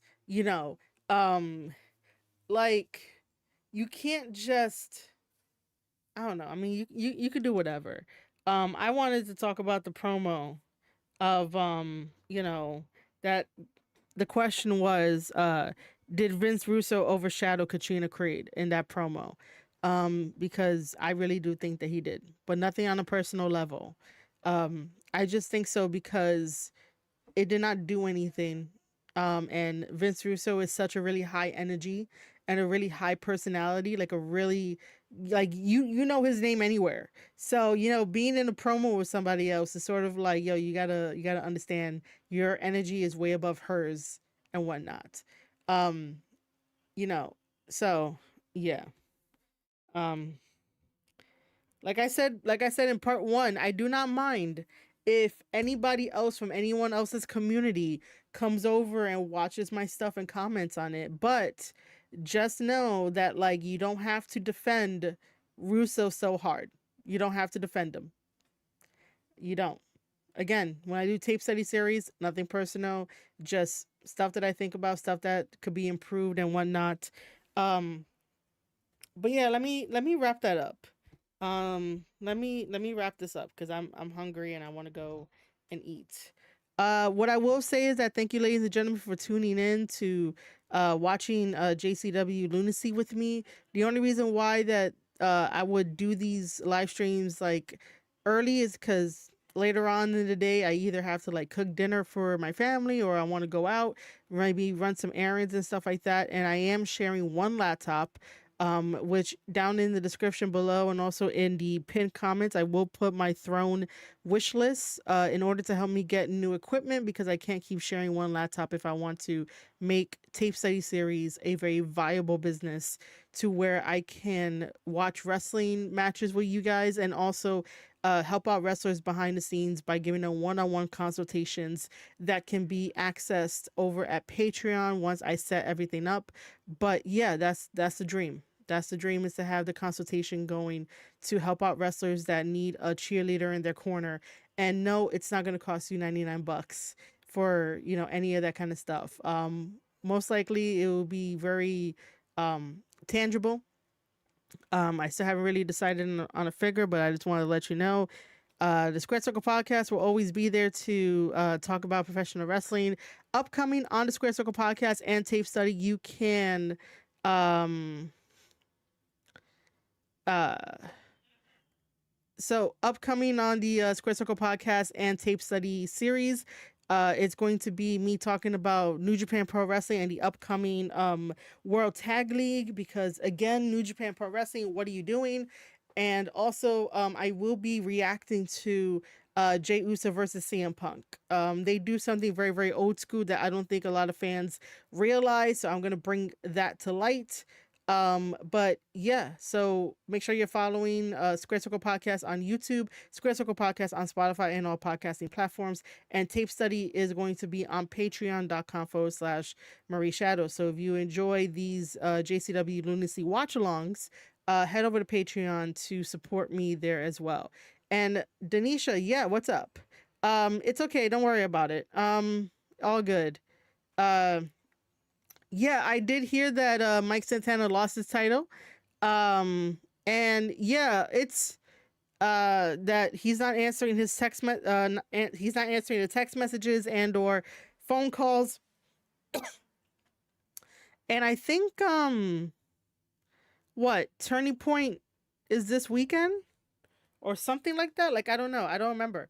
But yeah, I mean, it's all story. It's all kayfabe. Mike Santana is good. I just don't know why they decided to change champions. Unless they're gonna do like some big thing. Like I don't know. I don't know why they did. Yeah, I don't know. But I did hear about it. But I just think it's all kayfabe.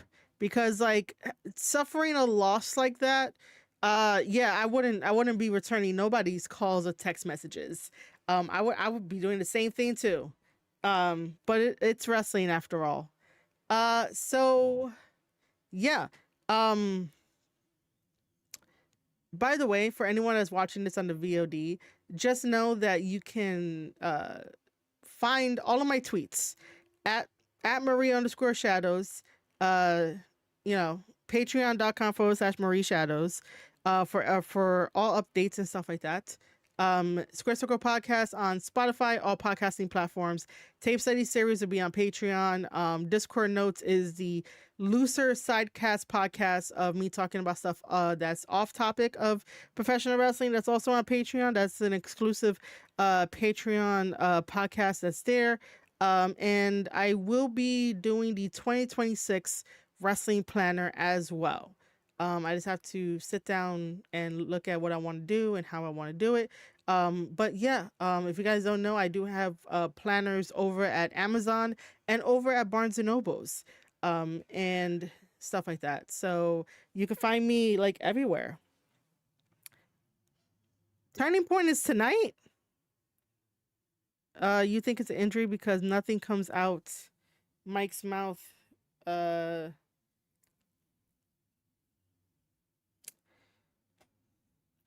I think it's just wrestling. It's gonna be a wrestling move.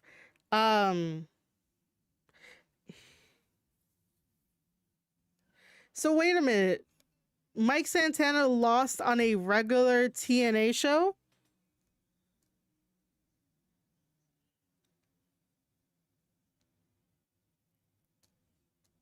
Is that what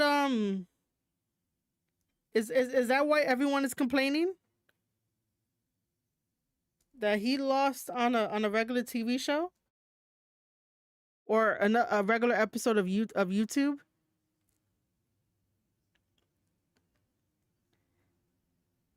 Yeah, I'm gonna have to fix the 2-second keyframe interval because this thing is on a 2-second delay. And I hate it.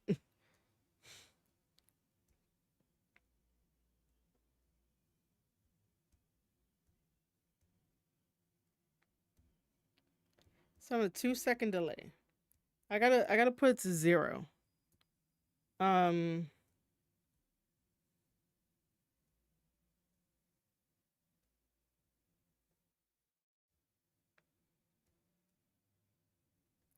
me just see something.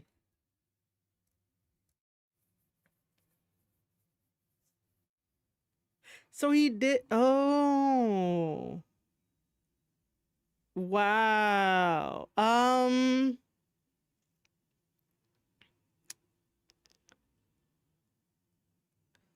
Oh. Okay, so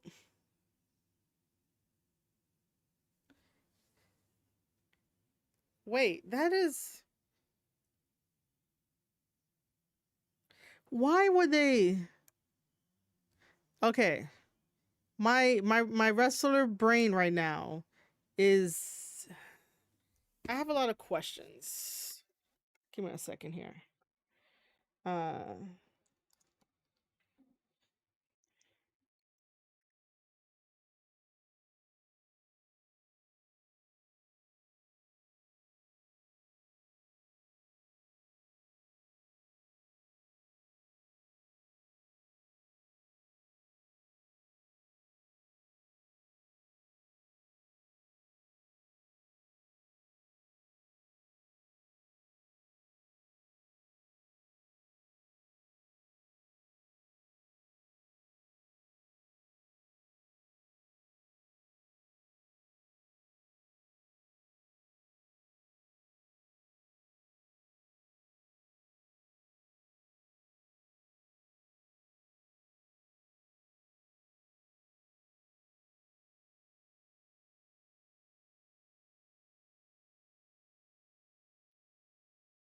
Okay, so uh all right, so Frankie Kazarian cashed in his the call your shot thing, similar to like the Money in the Bank thing, and surprisingly won. I believe there was like interference or like something that happened. I think like 4 people was attacking Mike Santana and stuff like that, and then surprisingly Mike Santana lost. And then today is Turning Point, the pay-per-view, and apparently the graphic was going to be a tag team of Santana and Macklin versus Dolph Ziggler, aka was it Nick Nemeth, and Frankie Kazarian. Oh, because the NXT guys got involved. Oh. Oh, no wonder why like Ava was all like, that wasn't me. Um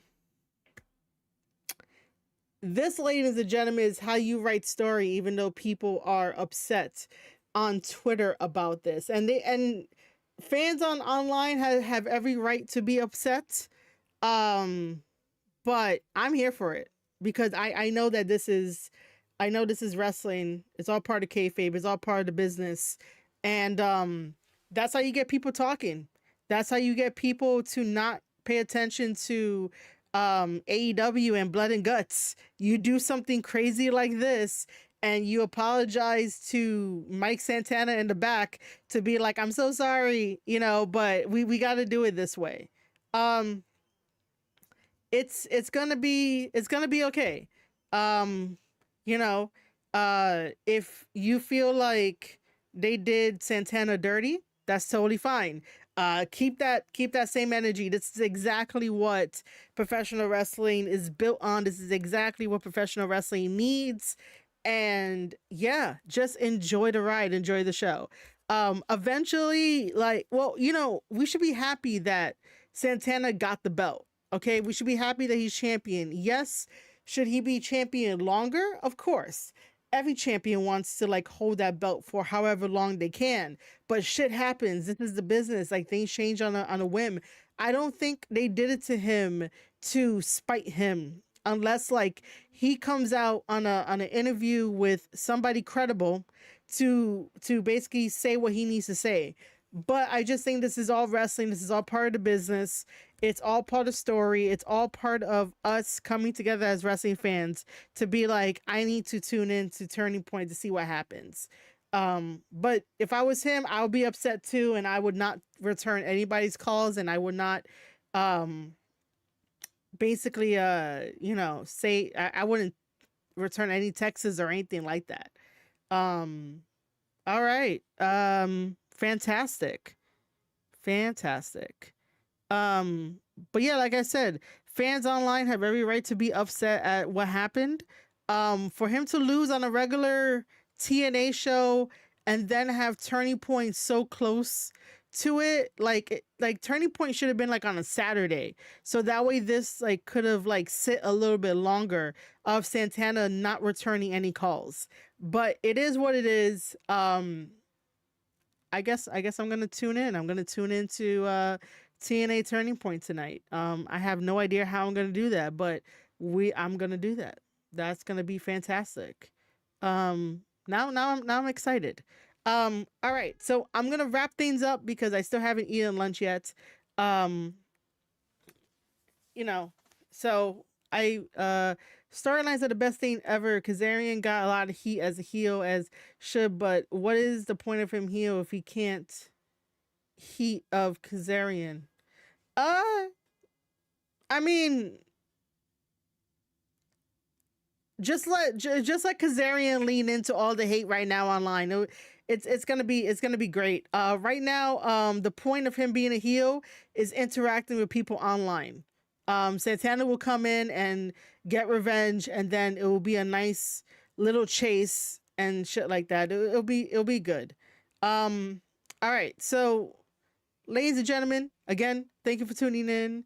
Uh, yeah, I'll figure a way out for this. I'll figure something out.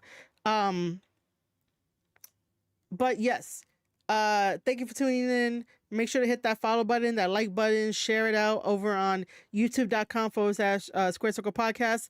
I will be taking part 1 and part 2 of this live stream, putting it together for one whole big thing, and basically re-uploading it, and it'll be on Patreon, and I'll have a write-up. But yeah, over like the next week, I will be doing, like I said, a tape study of Jey Uso versus CM Punk at Saturday night's main event, because they were doing stuff that was old school that I don't think fans realize. So I want to bring that to light. I will update you guys over on Patreon about TNA Turning Point, and what do you call it? Yeah, Square Circle Podcast everywhere, tape study everywhere, patreon.com/Marie Shadows, and I'll see you guys all next time. And Denisha, take care. Thank you for joining towards the end. How do I do this? Oh, wait. I should just... Yeah. Okay. All right. Bye, guys. Oh, my God. That was so bad.